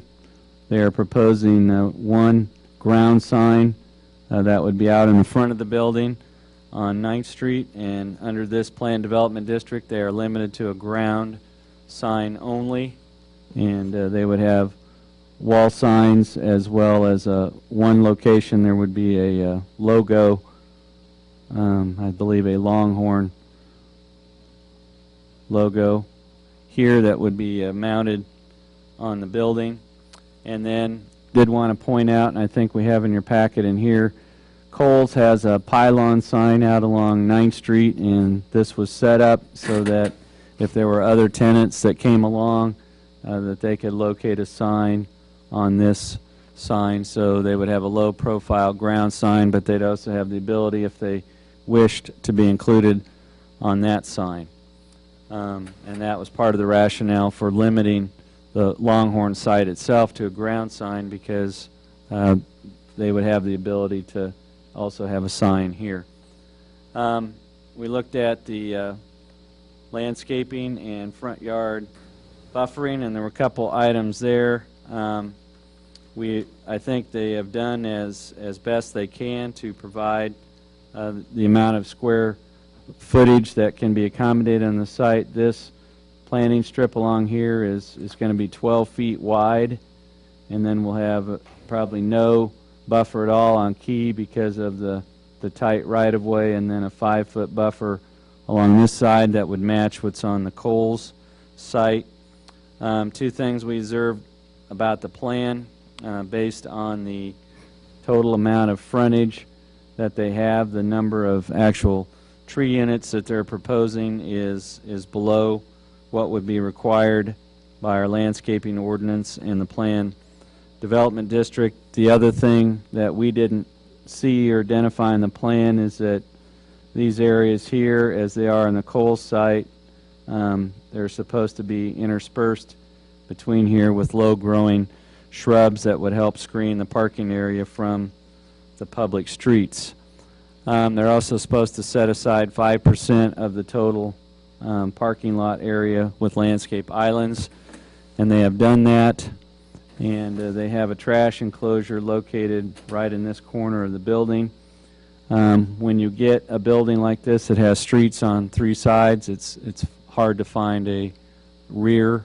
But I guess one comparison would be Logan's Roadhouse. Their dumpster is actually on the Riffle Drive side, and their front is actually towards the interstate, but it's well screened, and most people driving by don't notice that. But this would be the trash enclosure area here. And in this particular planned development district, the materials used to screen the trash enclosure must be similar to the exterior materials used on the building. So we would expect some sort of masonry screening wall around the dumpster that would blend in with the exterior of the building. Wanted to go and talk a little bit about the lot split aspect of this. One of the items you're to look at this afternoon is the proposal to develop only this portion with Longhorns, and concern that staff had was, well, what if this piece is not included, is it a viable development tract? And so one of the things you're looking at is, does this parcel have frontage on a public street? Is it large enough to be buildable? Is it accessible? This particular leftover parcel is 75 feet wide, but it actually has a 45-foot buildable width because of this storm water pipe that goes through there. So the building can't be located over that. It's confined to the north end. But this plan that you see here, this is a 44 by 80-foot building. It has adequate parking and landscaping on the east and west sides. And we think it sufficiently demonstrates that this could be developed separately, but what would need to be done is a cross-access easement. This would be Longhorn's property here, so an easement would need to be granted to allow people to cross Longhorn's property here, here, and here to get to this location, so that could be done by an access easement. There is a sewer manhole right here, and so the sewer would have to cross the Longhorns property to get there. And then because this building's right on the property line, there couldn't be any construction in a 10-foot strip there. But if those things were dealt with, we think that split of creating Tract 1 and Tract 2 is a viable to show 2 separate development tracts.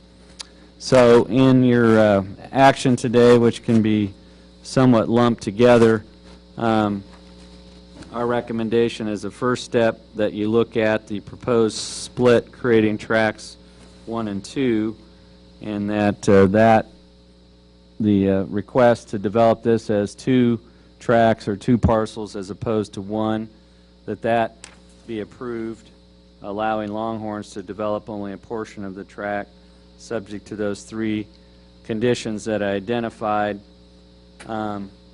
that the final plan for Longhorns, which is occupy this portion, that be approved, and we've identified several conditions there. We did want to note that there would need to be some revisions to the landscape plan, and that the trash enclosure couldn't simply be a solid wood screening fence. It would need to be of materials that were consistent with the building exterior. And then to endorse the concept that we have presented to you for future development of Track 2, subject to that coming back to you when those plans are finalized and a use is identified and we have sign and building exterior plans. So basically what you have in front of you today is, are you convinced that this lot split results in this being a viable development parcel? Does the plan for Longhorns look appropriate to you as meeting the city's standards for commercial development site plans? And then thirdly, does this concept down here look realistic? With that, I'd be open to any questions you have about the site plan or proposal. As I mentioned, we have Brett Laritzen here representing Longhorn Steakhouse, who could answer any questions you have about their operation or this specific plan. Any questions of staff? I just have one. Oh, I'm sorry. Go ahead. Go ahead. The lot split. I'm not clear on why the lot split. Do you have a reason for that, or maybe that's more for Mr. Laritzen? But the lot split is pretty tight, and you're doing a lot of exceptions with it, and you're not gaining but 45, 50 feet. So why split it? Why not just have Longhorn have the whole lot? Money. The answer to that, I'll let Mr. Laritzen answer that, because I don't think Longhorn wants to purchase and develop the entire lot. Yeah. So part of our role and part of your role is understanding that Longhorns doesn't wish to purchase and develop the entire lot is what they are wanting to purchase and develop, leaving a parcel that is developable, and we believe based on the plan submitted that it is. It's going to be limited in area, but it is developable. Thank you. Yeah, my question's really, I went down there and drove around, looked at this, looked at all the other recent restaurants in that area, going clear down south to the Riffle Drive group. It's always bothered me that Logan's, you turn into the back and you drive right into the trash bins, and from either entrance. This is almost the same arrangement. It also troubles me that the front, which is facing the main street, kind of a conventional way of thinking, makes some sense that way, but again, you've got to drive in the back, drive around to the front. The handicap parking, the most visible parking is clear on the other side. It sure looks to me like it could have been better, and so I guess my question is, would you even consider, or have you even considered turning the building 90 degrees and moving it roughly 100 feet to the north so that the back of it faces Key Avenue, which is also the back of the Capitol Federal Building across Key Avenue.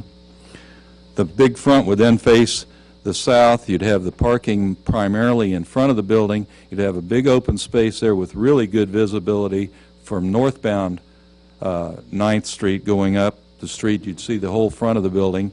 From coming southbound on 9th Street, you'd still see your big corner sign on the so-called, and I can't remember if that's the right or the left elevation, the way you've got it, but on the elevation that's the back wall, the sign would still be out where it was highly visible from 9th Street, because it's up in that upper left-hand corner, and that upper left-hand corner would be highly visible from 9th Street beyond the Capitol Federal when you're coming from the north to the south. But it would open up the whole view of the shopping area. It would still leave Kohl's visible, and then when you drove in to that number one driveway that you have, you'd be driving in right across the front. You'd have your handicap parking right there, a quick left into the handicap parking, and then all the other parking right in front of the building. And to me, that would be a better more unifying, more marketable approach to the whole shopping center. I know at this late date, it's a lot of redesign, re-engineering, and you'd have to really be careful about reworking all the little parking areas, but it sure looks to me like it would be a doable thing.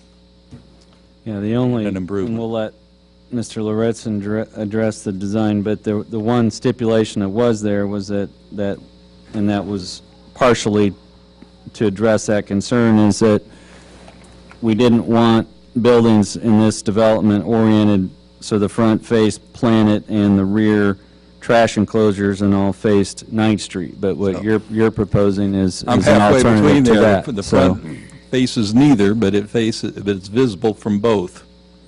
And the rear and the trash faces the trash barrels of Ashley's and the back of Capital John, Federal. if you could go back to the elevations a second. So if you look at, again, this is just a typical elevation. If you could go to the next set, John. Can you go to Google Earth and show This is shown in this location here on this elevation, but in actuality, it's going to be in this corner right here.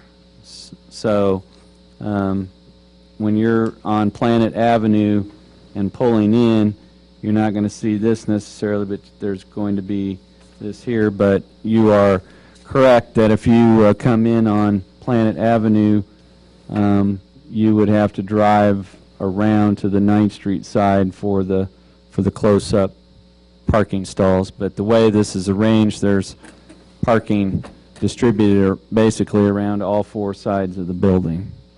And Dean, that trash enclosure is going to be made out of drive-it material, is that what you said? That is a stipulation for the this planned development, that as opposed to, say, a solid wood fencing here, there would need to be a masonry or something that was similar in materials and appearance to the building. Would we like to hear from the applicant? I don't know who that prior chairman was, but he broke this chair down, and those chairs out there got to be way more comfortable than what I'm sitting in. No complaints from me. Your name and address for the record, please. Yes, thank you, Mr. Chairman and members of the commission. My name is Brett Lortzen. Represent Olson Associates and Darden Restaurants. Address is 7301 West 133rd Street, Overland Park, Suite 200. A little crooked, but 66213. As Mr. Andrews stated, representing the development for a approximately 6,200 square foot Longhorn Steakhouse, and I guess I first can attempt to address your question, Mr. Perney. Okay, we did look at. That's one of the first things we look at in the preliminary design of the site is how the building is oriented and how the parking lays out and everything like that. In looking at this site, we noticed that we have this setback up here. So putting the building toward the north, we would lose essentially this whole row based on that setback. In addition to that, Longhorn Steakhouse has parking requirements of their own, which often exceed different city standards and code. Thirdly, the development agreement between Salina Partners LLC and Darden, having the building arranged that way, would not allow them to proceed with their plan as they intended. So those were the reasons behind situating the building as we did. In addition to that, typically, as most restaurants and major commercial centers they like to have their frontage along, obviously, the street with the most traffic volume. And situating the front so that it faces 9th allows both northbound and southbound traffic to see the front of the building. So I guess that would be our response to that. We've worked closely with Mr. Andrew and city staff and are in complete agreement with the standards and conditions of approval. I'd be happy to answer any other questions regarding the site or engineering matters, if you have any. There are quite a few staff recommendations. You're comfortable with all those? The trees, yes. Trees, We have easements. a and B, C, and a number under each. I just want to make sure you've seen that whole list. Yes. Yeah, the A and C deal with the track 2 split, but it's items 1 through 8 that would apply strictly to the Longhorns application. And we do have a site lighting plan that we received and have had an opportunity to review that, and they're going to be using cut-off light fixtures, and it's not going to result in any light spill. So even though that's identified as a condition, we've had an opportunity to look at that, and we think the exterior lighting is very appropriate for the site. Employees, I mean, while it's not part of the condition, how many employees do you anticipate? Oh, I hate to give you a wrong answer. Standard restaurant operations. You don't have to. Being a school person, I'm always looking for employees because that means kids in the school. Yes, I understand. How soon would you plan on opening? We'd like to break ground as soon as possible. Dean, my concern would be for that existing area that's left, that second driveway, if you will. I mean, if you can see, let's say, I don't even know what could go in there. Let's say another fast food restaurant goes in, lot number 2. I think it's prohibited. Yeah, Starbucks, yeah. Is there enough adequate from a 1-to-3 ratio or one parking spot for every 2 of what the code requires for there even to be enough parking if another building was put in there that was a 40 by 80? The plan, I think, here provides 14 spaces, and what we looked at was we basically assumed that it was going to be a retail space, either 1 or perhaps 2 small spaces, but what you say is correct, that the amount of space and the amount of space for parking is going to limit that, and we actually have that in a number of small strip centers around town where basically those strip centers are limited to retail uses because there's simply not enough space to support the additional parking requirements of restaurants. So when we reviewed this, we looked at it from the parking standpoint of that being retail space, and the 14 spaces that were provided there would be adequate for a retail building of that size. And if it's not adequate for a restaurant, then a restaurant would simply not be an option. But that's one of the reasons that we were wanting you to look at that and make an indication that you were sold that conceptually that's a developable parcel, and we've got this much information which we've had a chance to review, and it is most likely going to have to be retail space. But as far as we've looked at all the dimensions for parking and length of stalls and driving and all that, and it meets all of our standards for the stalls are standard size, the aisles are standard size, the landscaping is commensurate with the site. It's a tight site, but we asked to be convinced that it was developable in some fashion, and we think this plan demonstrates that it's going to be limited as far as what it could be used for. I just see that as being those, if I'm looking at your plan, and I don't know that I have that one here, those stalls that are in front of that, is there appear that there are 4 or 5 stalls to the side of that building where you come in that entrance and they're going to have to make that hook turn? On the west side of the building there, on the south? That would be, I'd call it the west side of the building, but... You can blow that up a little bit, can't you, John? Not your building, the proposed building. So okay. I'd say that'd be to the west, wouldn't it? The parking spots? Over here at the Planet Avenue is the west side, and Planet Avenue. So those 4 or 5 that are running across there, if a car's backing up and a car's entering or exiting right there, that's going to be, it seems pretty tight.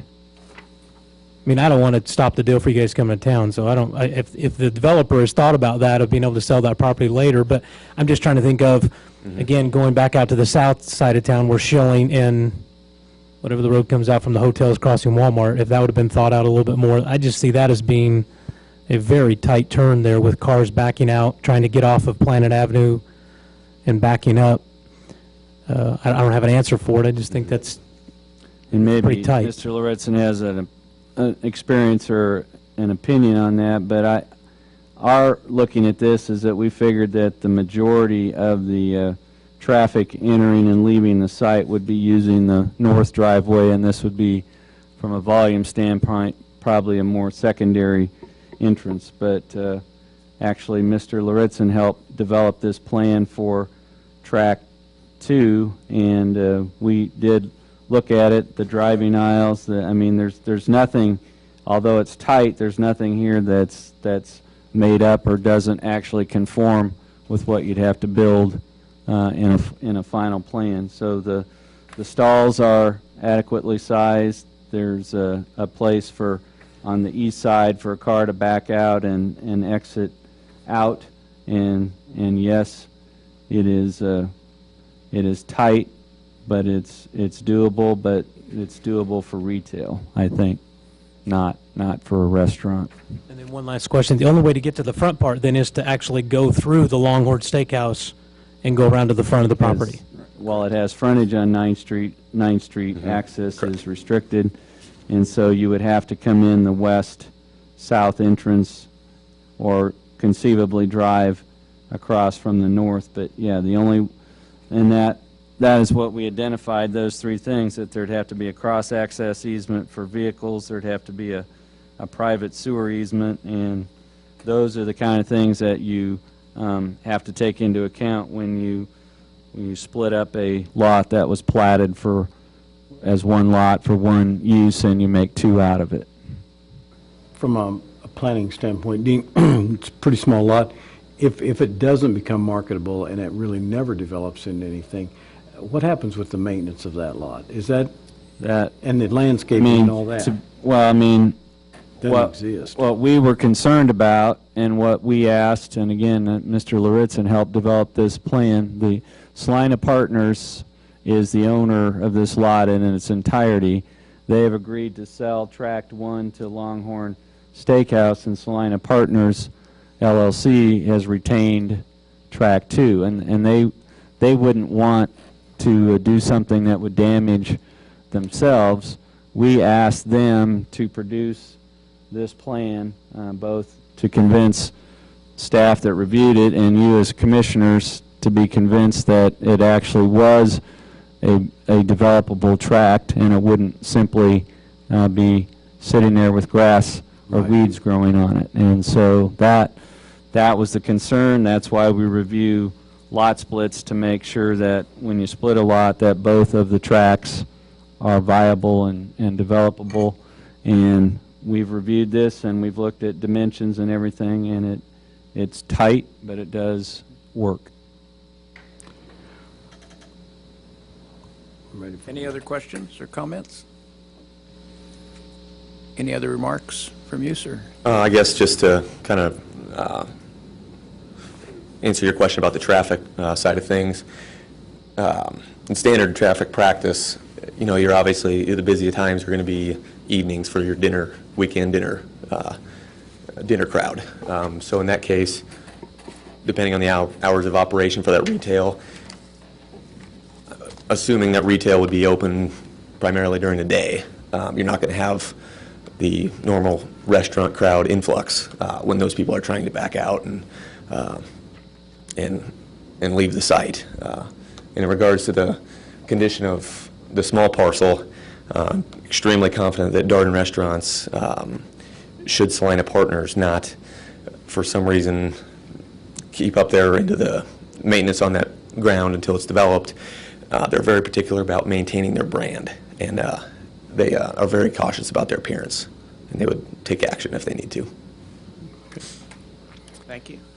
Thank you for your time. What we would anticipate is that this area that's identified as Tract 2 would simply be planted to grass in the interim period until there was, and I believe that the drawings you submitted, Brett, show that as it's basically part of the landscape area in the interim until something comes forward for that.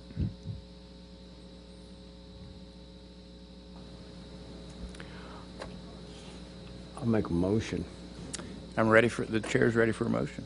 I would move that we approve application number PDD-08-2A as recommended by staff with the conditions listed in the packet.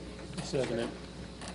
Been moved and seconded that we accept them with the staff recommendations. All in favor, say aye. Aye. The motion passes.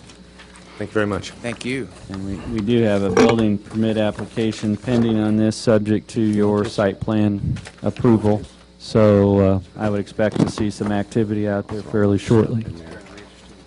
If there are no other matters to come before the commission, Tough one. we're adjourned. President Obama's day has been packed.